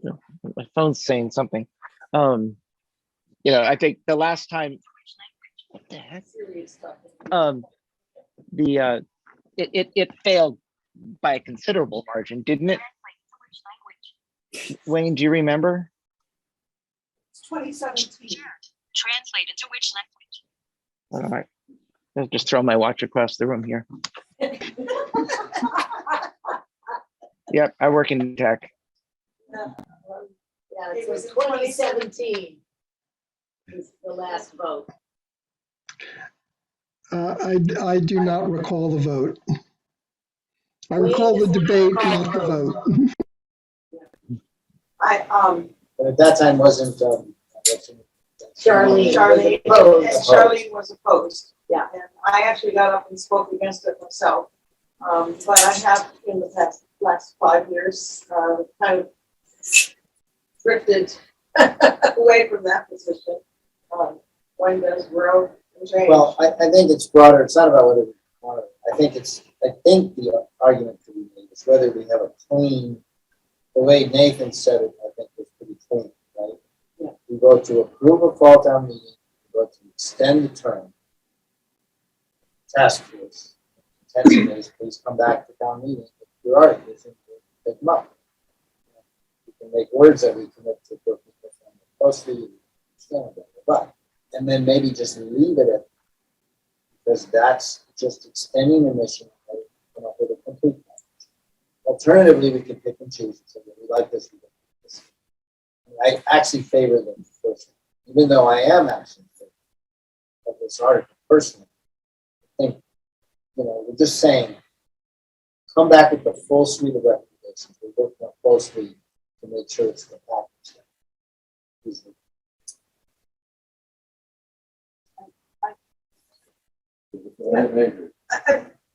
I hope that the task force feels that that's respectful of their time and their effort. But I believe they're trying to be respectful of that. We recognize how much work has gone into it thus far. Trying to be as careful as we can with these. Because the last thing you need to do is this confusion. See that now 2 years in a row with the marijuana. Right? Yeah. If anything isn't crystal clear, it's going to be an hour-long discussion. It's going to, right? So I think that's just it. We're supportive of these in general, right? We just need a bit more work. And in the meantime, I think we'll be all working towards these things anyway as well. So. And I should note, if I understand it correctly, that the governance task force itself is split this. Yes. So. Yeah, personally, I think, I realize that we just went in a different direction. I do support the town clerk becoming appointed. I do not think it will pass. But that doesn't mean we shouldn't put it on. No, it doesn't. But how many times are we going to put it forward? Well, I think this has been almost the be all end all, right? Because that's been on. Well, but it will have more, I believe, if, as I articulated a minute ago, if we work with the governance task force with a well-crafted set of things, and that town clerk is one of the set. They have a better chance. And this, Comes And in. also with the support of and this our time, we have the sitting support town clerk, yeah, Yes. which is different from all the other times. Right. No, but I mean, we can get the support of the city clerk today. I'm saying, we still have a problem. But I have a question. Can you hear me, Nathan, with this microphone? I'm sorry, what's that? Can you hear me when I use this microphone? Let me turn my volume all the way up. Nobody who's on, please speak up because My question is, if it goes on to the fall, town meeting, does that then mean we need a special election in the fall? Because it has to go on a ballot. It would be effective until the ballot goes to staff. Regular election. Following. So we need a special election. Right, just both things have to happen to be effective. Yeah.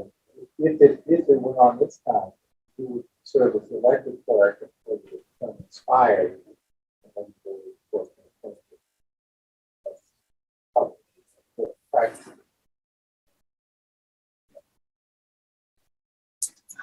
Okay, I think we've had a thorough discussion on this. I think, yeah, it sounds like there's some support for including Article 31 and including Article 29 on the warrant, in the warrant book for the April town meeting.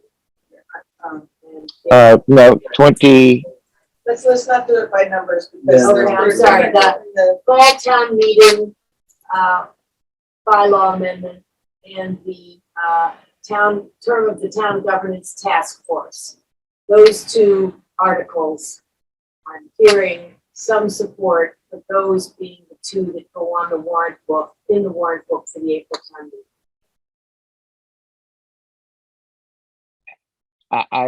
yes, provided the article is written differently on the town meeting one, that the board of selectmen can choose whether or not to not have it. So as a default, it's there, but the board of selectmen can choose not to have it. Yeah, that would be developed, that would be specified in the motion. Yeah, it's in the summary right now. I don't have it.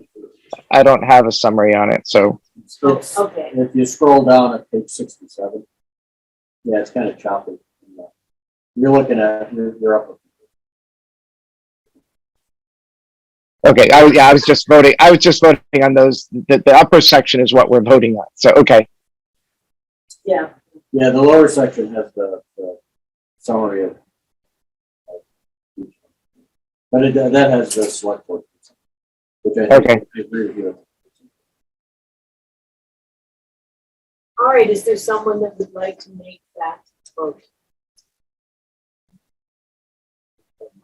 All right, I move we put Article 29 bylaw amendment fall town meeting.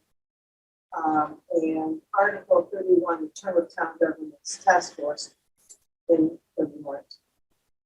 Second, We also vote to support some people. And we support. Right, so the motion is to include them in the warrant book and to support them. Is there a second? Any more discussion? We'll roll call vote then. Arnold, aye. Oscar, aye. Brown eye.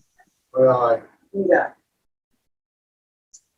And I'll just say that what has been said by others, that, you know, we are making a commitment to work with the task force and to make sure that what comes out of the task force has the opportunity to be heard for the fall time meeting.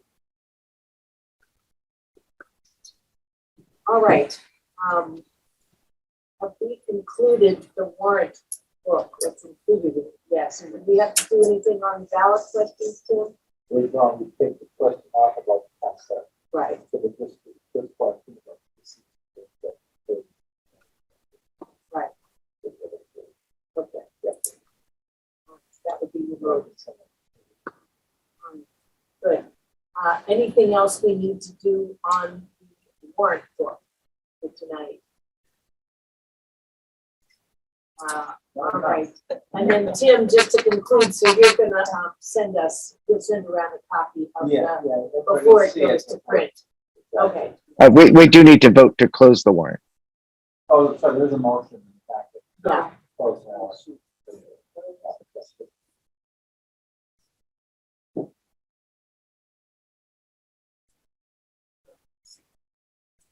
Yeah, where's that? Got it. All right, I move that the select board vote to include one ballot question on May 10th, 2022. Annual town election warrant to read as follows.